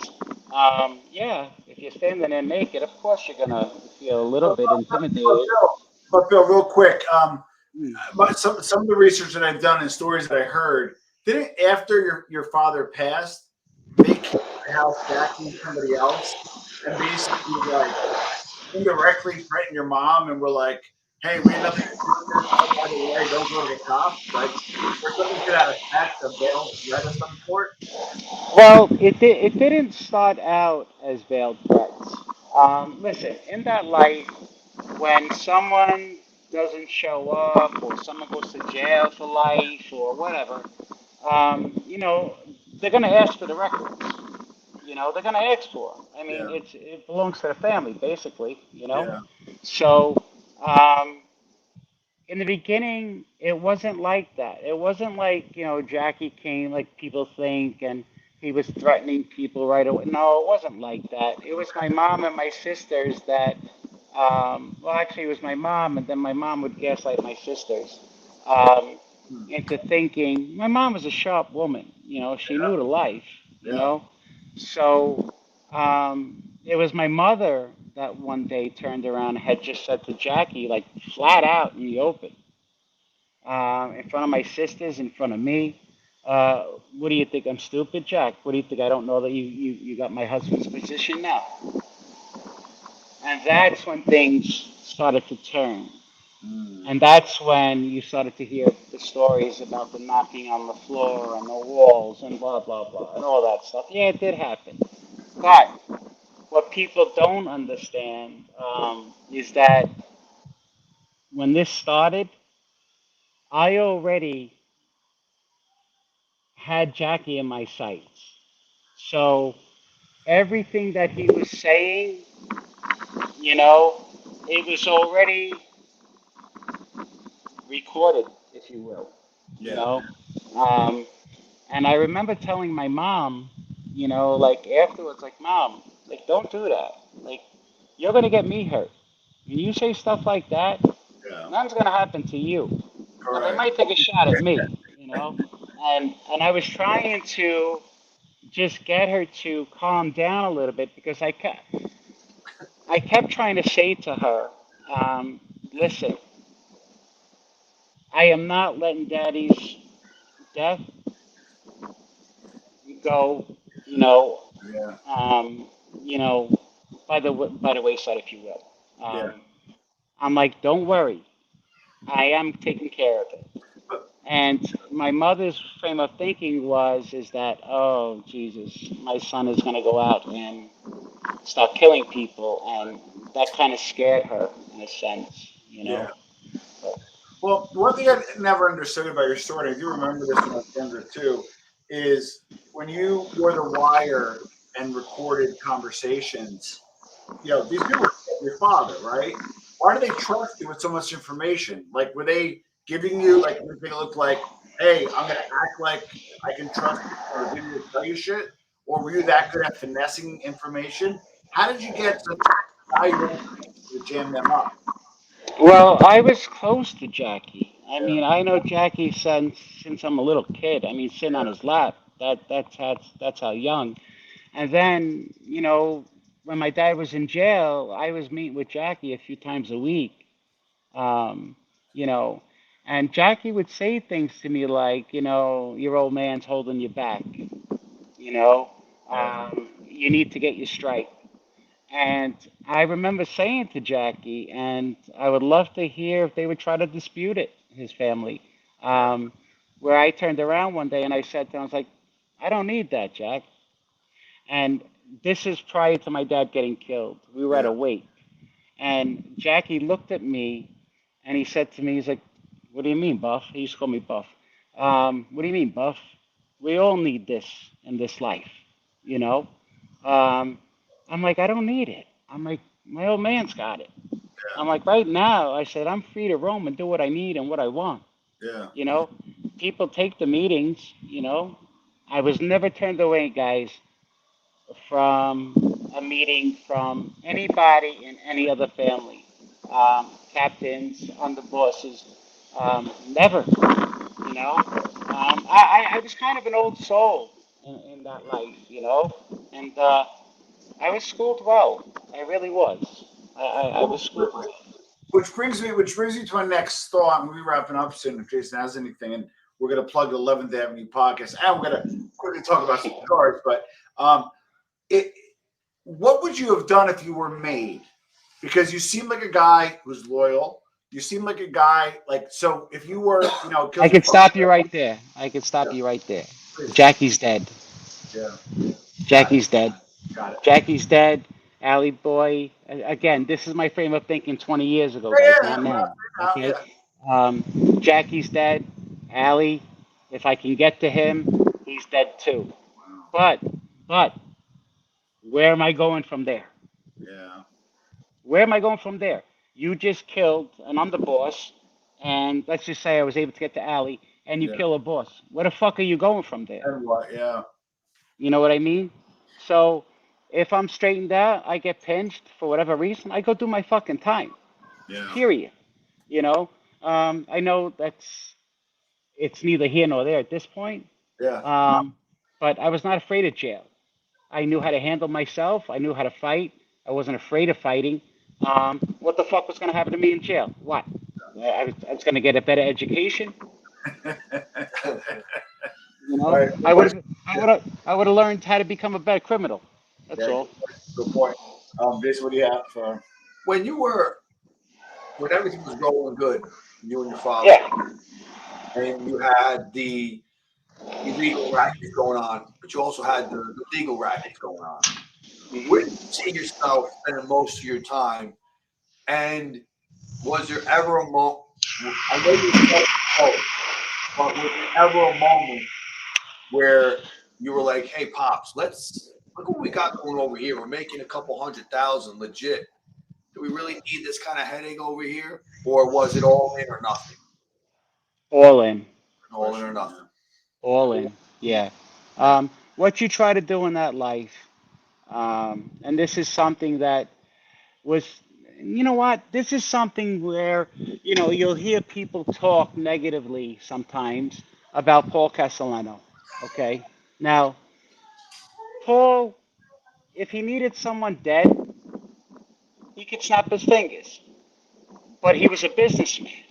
You know, he saw if you can take whatever dirty money we're making over here and turn it into clean money, into Yeah. legit businesses, we could be like a Fortune 500 company. Yep. And my dad was along those lines as well, you Yeah. know. So, um, you know, who knows where the fuck the Colombo family could be today Yeah. if if my dad is still around. My dad's probably doing 100 years, um, but then you have me, Yeah. you know. Right. So now I step in, I step up, and hopefully I would have been able to been the same type of gangster he was, maybe with a more mellow side. Um, but for the most part, you know, listen, I truly think that, and I don't think about this stuff often, guys. Yeah. Yeah. Trust Yeah. me when I tell you. Don't But I worry. do know this. Don't worry. Jason brings the worst out in everybody. Don't worry. No, I hear you. I hear you. But I do feel that had I would have chose to stay in the street, um, I definitely would be a very wealthy person today. Let's Oh, just say that. You absolutely. know. So we're gonna plug the podcast, 11th Avenue podcast. But first, we're gonna go through some pictures, do a little guess of cigar. We want to go buy some of your cigar recommendations and profile. Um, so that is I can't see green That's crown. a Plasencia Alma Fuerte, That, meaning Plasencia is the name of the brand of cigar, and Alma Fuerte just means strong. yeah. And then who's the maker of that? I'm not familiar with that brand. Oh, Jesus. Oh, my God. John, that I do the podcast, so it would kill me. But I do believe that it's Davidoff that is behind Placencia. Hopefully I got that right, guys. Please don't nail me to the cross for that one. Then next we got a picture of, and I apologize for being out of order. I didn't mean to be It's disrespectful. okay. But That's okay. and this is a picture of your father. Rest in peace. A beautiful Yes. picture of him. And I do Do you want know to where that is from?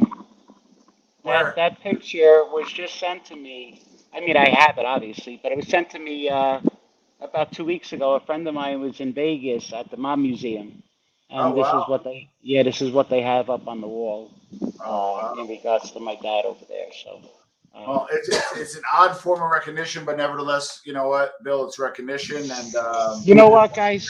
you know, I'm s- yes, Tommy. You know what? Look, it's a mob museum, right?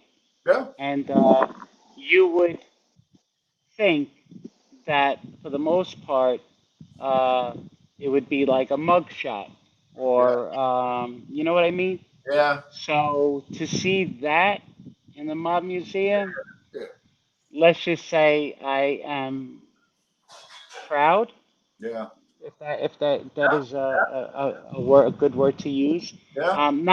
Not just at the mob museum, because I know the people over Yeah. there on the committee. I know them as well. They're good people. Yeah, they really are. Yeah. So I was actually, when they unveiled it, I was there for it, and Oh wow, I that's yeah, guys, an emotional, no? yeah, I was very emotional, I don't know. very emotional. 3-year-old man. I mean, that's. Yeah. I know people who are watching this, and we have about 10% is in the UK. We have Australia, and they're looking at us that not Italian. I know it's odd, but that is a big deal. I don't care if your father was a gangster. I don't care if your father was a janitor. Whether they left his broom in the corner, after certain years as a janitor, I feel right? you. I Or feel you. he's gonna have a headstone. That's still your old man. That and I respect that, Bill. I mean, that's you Thank know. you. So, Thank you. all right, now that looks like a sin compromiso, I think, right? Yes, it is. Yes, it is. I don't know if you know this, Bill. I interviewed Steve Saka not too long ago, who is Tell him to send me a fucking case. yeah. I was gonna say you're his biggest promoter, and I interviewed Steve. He's a good guy. He makes the best cigars out there. I want to give two plugs. Go ahead. I'm a wimp. You smoke real cigars. Like when we finally meet up for a steak and a bourbon and a cigar, you're gonna bring your cigars, and I'm gonna be on my ass, right? I smoke. I smoke. I smoke the Brulee. Admittedly, that's one of it in his line. I'm a big fan of it. And I smoked the Okay. God, which is the best $9 cigar you're gonna have. I don't care. I don't got Jason's money. I'm on a budget. The God is a nice nice cigar. All right. Now you're big time, and that is a nice stab it off. Um, Guys, that's a cigar I recommend to everyone, and every time I go out to meet someone. Matter of fact, I just met a guy the other day that happened to catch the 11th Avenue podcast. yeah, He's a cigar smoking guy. yeah, I just happened to walk into his place. Long story short, yeah. I need to have something fixed on my car as far as the air conditioning goes. And he said, I think I saw you on YouTube. Oh, And that's cool. so I said, yeah. And the guy was smoking a cigar when I walked in. Yeah. So when I went to go pick up the car, he didn't charge me. That's A. And B, I brought him a David Oak cigar. God bless. And it Nice. was like, you thought like what I did for the guy. Like it was just, Well, it is a $40 stick, so you did do a little something for him. yeah, it's but for me, I love doing stuff like that for people. Too. And guys, listen, money is not Yeah, comes and goes. um Comes and goes. yeah, and I'm tight, I'm tight for money right now, if I could say that in the most respectful way. Yeah. Um so but listen, when it comes to things that you enjoy, Yep. my family will always come first, whatever Correct. they need, whatever they want. Yep. Uh, but my humidor, it holds 1,500. Ooh. Um, so when it starts running like under 50 cigars, that's when I start to panic. Like I literally start to panic. I love it. Um, and it's never a cheap run to the store either. You know what I Correct. mean? Correct. Listen, guys, there's a cigar. It's called Atabay. I don't know if you guys are No, I familiar never with heard. it. Yes, it's a beautiful cigar. You're not gonna find them for cheaper than like $30 a cigar. Yeah. So I keep this. I straddle. I have some premium sticks. I have my daily ones. So I'm due for right, the premium soon anyway. listen, brother. When we have each other emails, and I think I have your phone number. I Yeah. haven't called you Yeah. yet. Yeah. Um, but we will share information. Absolutely. And I promised Chris FBS. Yeah. I wanted to give Chris a shout out. I love Chris. He's my little brother. Yeah. Um, and I told him because Chris likes to smoke cigars too. Yeah. Maybe not as much.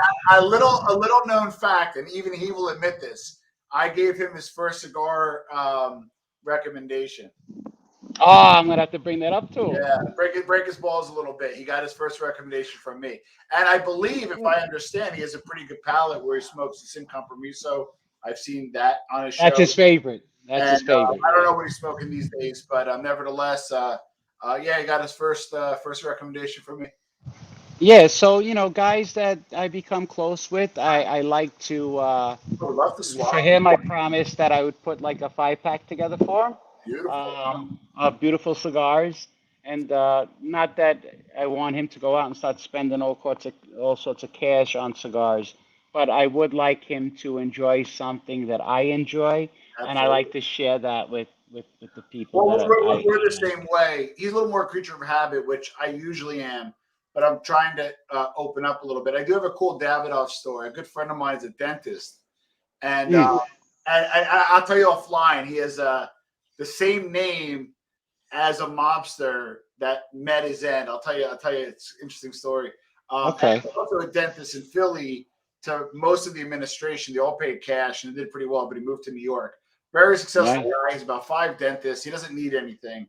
But his Mm, 50th birthday came. My wife and I went in to go see him, and we'll have a nice cigar together when we're together. We're not together. He's one of those friends that you wish you saw more often. You know what I mean? I feel you. You do Got you. good time. So we go into the Davidoff store. Now I knew what I was getting into, but I love Davidoff. That's my guilty pleasure. So one thing I like about Davidoff is not only do they make specific sticks for that store or for that region, but they made sticks for that store for that season. So you could have a stick in That's the cool. Davidoff store on Fifth Avenue, and it was like $45 a stick. I got one for my wife, one for him, one for me. We went up to his rooftop, he had a little rooftop thing, and we just had one of the best sticks of our lives. We had it with a little Yo, Madonna. wait. Your wife enjoys cigars? She'll have them with me once in a while. So I got her into it. She smoked a little bit more when we were dating. She's not breastfeeding now, so I'm gonna try to. She'll enjoy them with me when we're out. Yeah, I've been smoking cigars since 17, yeah. probably before that, but 17 in front of my father. Your I wife's remember cool feeling now. funny. Yeah, Yeah. But I'm with my wife. We're married 27 years, together 32, and she's never, or maybe once, she might have took a drag of a cigar, wow. but it's not her thing. I do have a funny story. There's a cigar place, Cigar Emporium. You would like this. It's a place in North Jersey, very Jersey place. Yeah. He stays open. Like I don't know how he gets around it, but he like will stay open, and it's like 1 o'clock. They'll shut off the lights and they watch like a movie from 1 to 4 a.m. You leave, you go back Nice. to 11 a.m. Wash, rinse, and repeat. Right, called Cigar Emporium. Nice. So I used to go there with my wife, when she was my girlfriend at the time. We would never stay that late, but we would go. So she would want a flavored cigar. She wanted Tatiana, right? So she Okay. likes, there's a big difference. He likes the Java and the Tabac, right? Which are Okay. infused coffee cigars, right? They're Yeah. okay, Yeah. right? But the Tatiana is flavored, like they're just lower in flavored. But it's a Yeah. cigar women would smoke. It's like the acid cigars. Yeah. Correct. Which he likes. I got it. Whoever Okay. is watching, send in a skirt. Jason will wear it. So with that being said, though, is she likes it to Tatiana. The owner, Rich, walks over to us and is like, "Put that out, or you get out," because everybody else is complaining about the smell. My So wife will tell me it she actually won't get was in. nice. It actually Yeah, was she won't. nice. She tells me that if I take her to work, let's just say in the morning, Yeah, if a day that I have to get out early and shit to do anyway, if I drop her off at her job, she says that she walks into the place and people tell her that she smells like cigars. yeah, And I'm like, get out of here. I'm not buying that shit. You're just trying to tell me so I don't smoke my cigars in the car. slow That's what you're down. telling Yeah, me. Yeah, I yeah, know. I know. yeah, exactly. I think this is yeah. Here's another thing, compromiso. Campamento, yeah. Now, I do. You know what? I'm sorry, I didn't mean to step yeah, on no, your no, toes. Um, you know, Chris swears by him that he loves them, but the couple that I've had, Yeah. I can't say I really enjoyed them, and They that's just me being honest. okay. So You they're know, no, no. We had them twice, right? Or no, I, we had one together. It was weird. What'd you think of it? Okay, so we had it together, the first one, Hmm. and was it fun? And again, this is about the experience too. For some reason, we Of didn't see it course. for a minute. He's my cigar guy, and we were sitting in front. I think we had a little too much bourbon, so it was a really nice experience. So I think I was a little generous on the first one, but I Right. gave it like an 8.8, which and Steve Saka is the most consistent cigar maker on the planet. He's obsessed, right? But then I Yes. cigar shop Yes. with a dry palate. I had it again, and I felt it was a little too peppery the second time. That was my You opinion. know, oh my God, you took the words right out of my mouth. Yeah. That's Okay. exactly what I felt. I felt like it was becoming, um, it was too peppery. And Yeah. I didn't know, because sometimes, you could buy a box Correct. and, some might taste a little bit better than Correct. others, or some might burn better than others. Yep. So I bought, about six of them. Yeah. And each one that I tried, You I couldn't wasn't recover. a You fan. know, also once you have a bad one, sometimes you can't recover. I'm trying to teach him the third, a third, a third. The first third may be different than the second and the third. He stops at the Sure. wrapper. That kills me. He stops at the wrapper.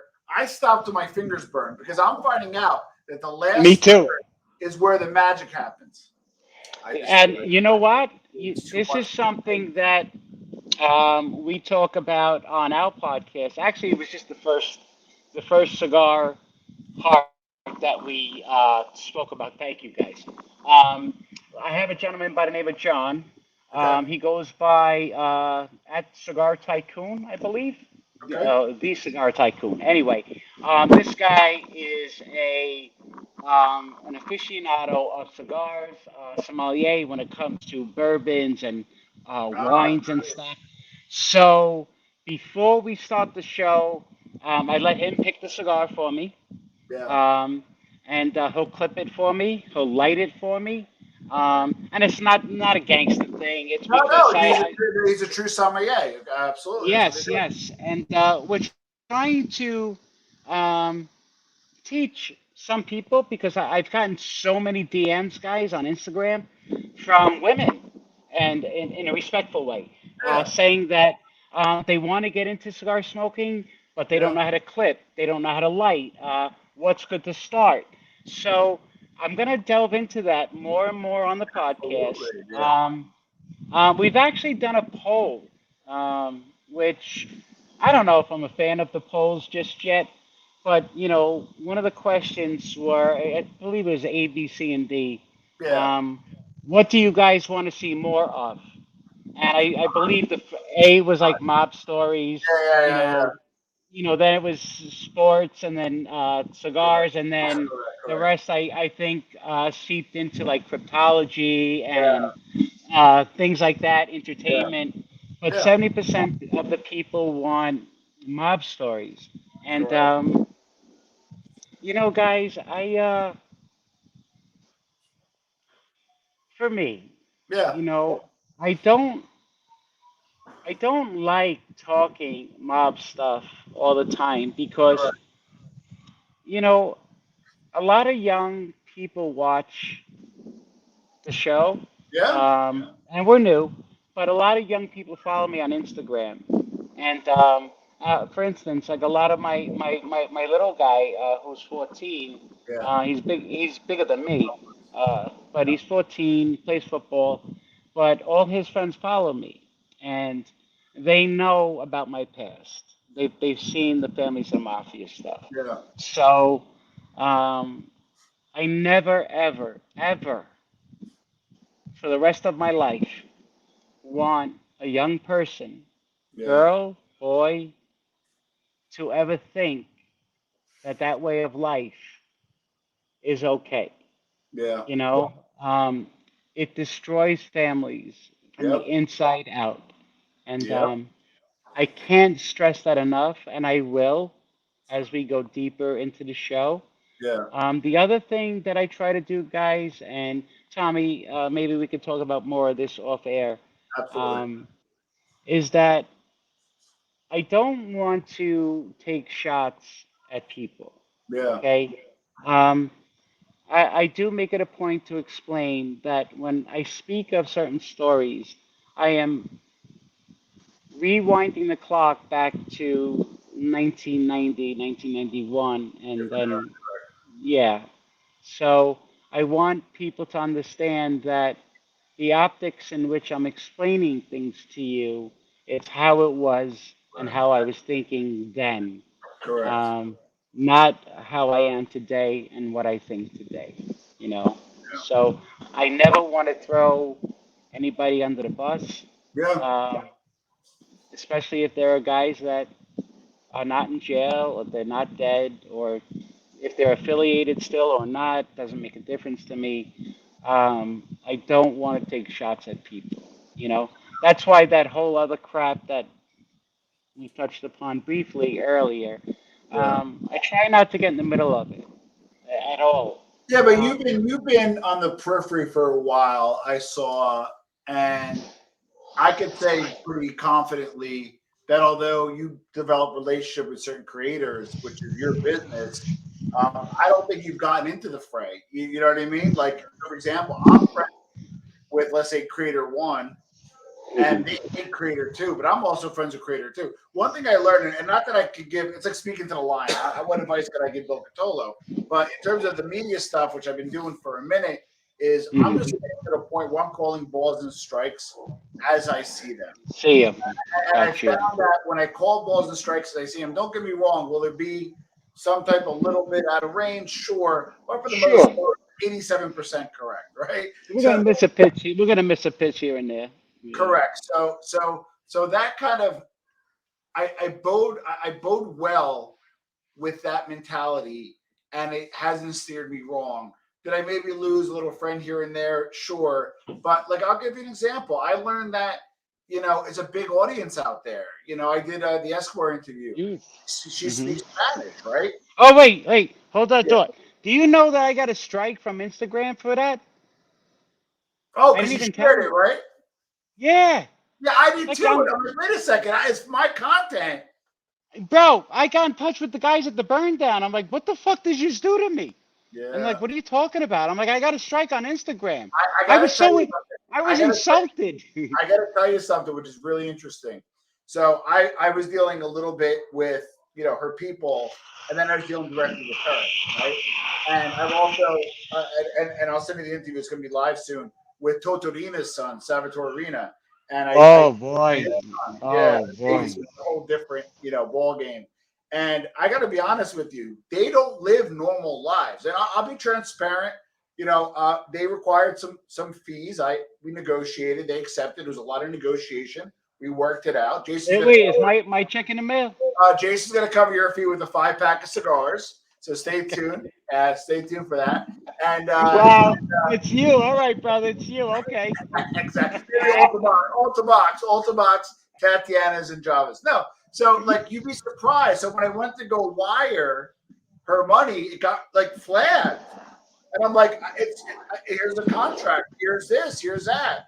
They're like, you think you can just send like wife money? So then, respectfully, I try to transact with Rena as well. No, like, and like the hoops you got to go through because the government's Wow. money laundering, the shit bill you never thought of. Like I'm not crying. Woe was me for Escobars and Arenas, No. but I feel you. I feel you. respect to them is they're not their father, they're not their husband, and now they will never live a normal life. Never, never, never. And that shit's crazy. Sad. Both interviews would have been done 4 weeks earlier if it wasn't for the red tape by the Colombian government, and I shit you not, the Italian government. I still to this day, and I listen to you, Bill, and your podcast that you're on, and I have this thing because I grew up without my father, but my mother was a big force in my life, like your father was. And I say to Okay. myself is I've done certain things because my mother wasn't around. I never would have did them if she was around. And I see you speak a lot. And I feel like if you're, and I'm not talking about the informing stuff that people could, this is not a sound bite to get on Bill. I could just tell there's certain things you would do and certain things you wouldn't if your father was still alive. And that resonates with me. I don't mean to project on you, but I see that, and it's not a bad thing. right? It's not a bad thing. So I never would have interviewed Salvarina if my mother was alive. She wouldn't let me. And I decided to do it, and there was a lot of hoops. And I kept thinking to myself, "This is my mother upstairs telling me not to do it." Well, you know what? I'll tell you the truth. I can't wait for that to come out.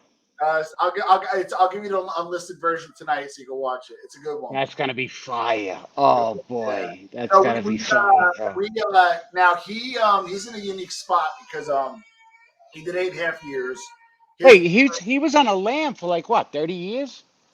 23 years, yeah. 23 years. Now Wow. this is like your old man being on the lam and like going to Il Coliseo every Wednesday. Like he hid in Palermo. And didn't he get caught by the pizza guy or something? So they like confiscated $125 million back then. Can you Back then. imagine?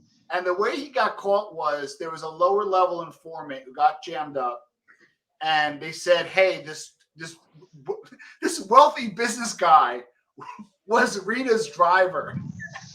not like his driver was Rita's driver. This wealthy businessman was Rita's driver. So he said, "Listen, we're at the wealthy businessman's compound. What do? They saw the wife, and then they caught him in '93." I have my opinion. I think it was Provenzano that did it. You know that life better than me. Italians still Italian, so that's why I think you're gonna have an appreciation. I think Provenzano did it, but what do I know? Yeah, I heard the same story. Let's be real. It's like your father hiding in Brooklyn on the land for 23 years, and then he gets caught all of a sudden. What happened? I mean, come on.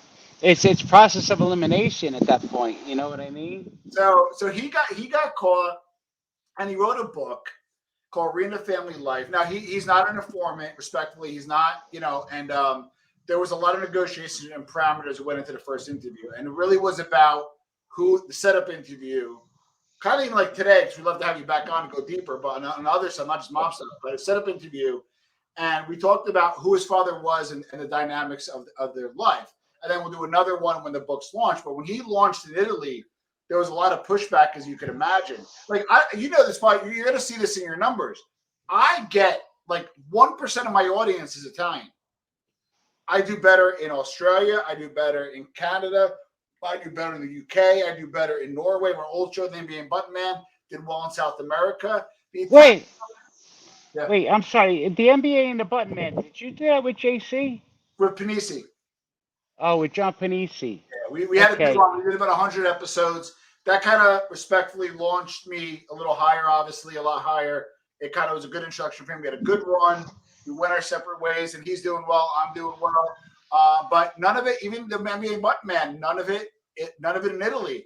So Rita's book I don't know how well it did sales wise, but just in Italy, just wasn't as well received. So he's launching it in the US, and I landed the first interview. I was scared to talk to him. Like, I remember in '93, the Colombo Wars, all that stuff was going on, but then in Italy, they're blowing up judges. Yep. It was just like, what? Like, they forgot the prosecutor, the head prosecutor, right? So now they killed Falcone, then they killed Borsellino. They killed Borsellino in his mother's house. Listen, the life comes from there. The life comes from, let's be honest, even as now, the life comes from, even now Calabria, but the life comes from Sicily. So the shit that they do there, when they blow you up in your mother's house, that's like the biggest you can do. You know what I mean? See, that's why a lot of people use the name La Cosa Nostra here in the States. Correct. And people over there, they don't like that. Correct. Because they don't feel that La Cosa Nostra is here. Correct. They feel that it's only over there. And What I can relate. One last question. Yeah. I follow like a lot of Italian organized crime as well, and I'll send you some of my stuff because I know you enjoy it. I didn't do Bill Cutolo yet. Maybe you can help me out with that one.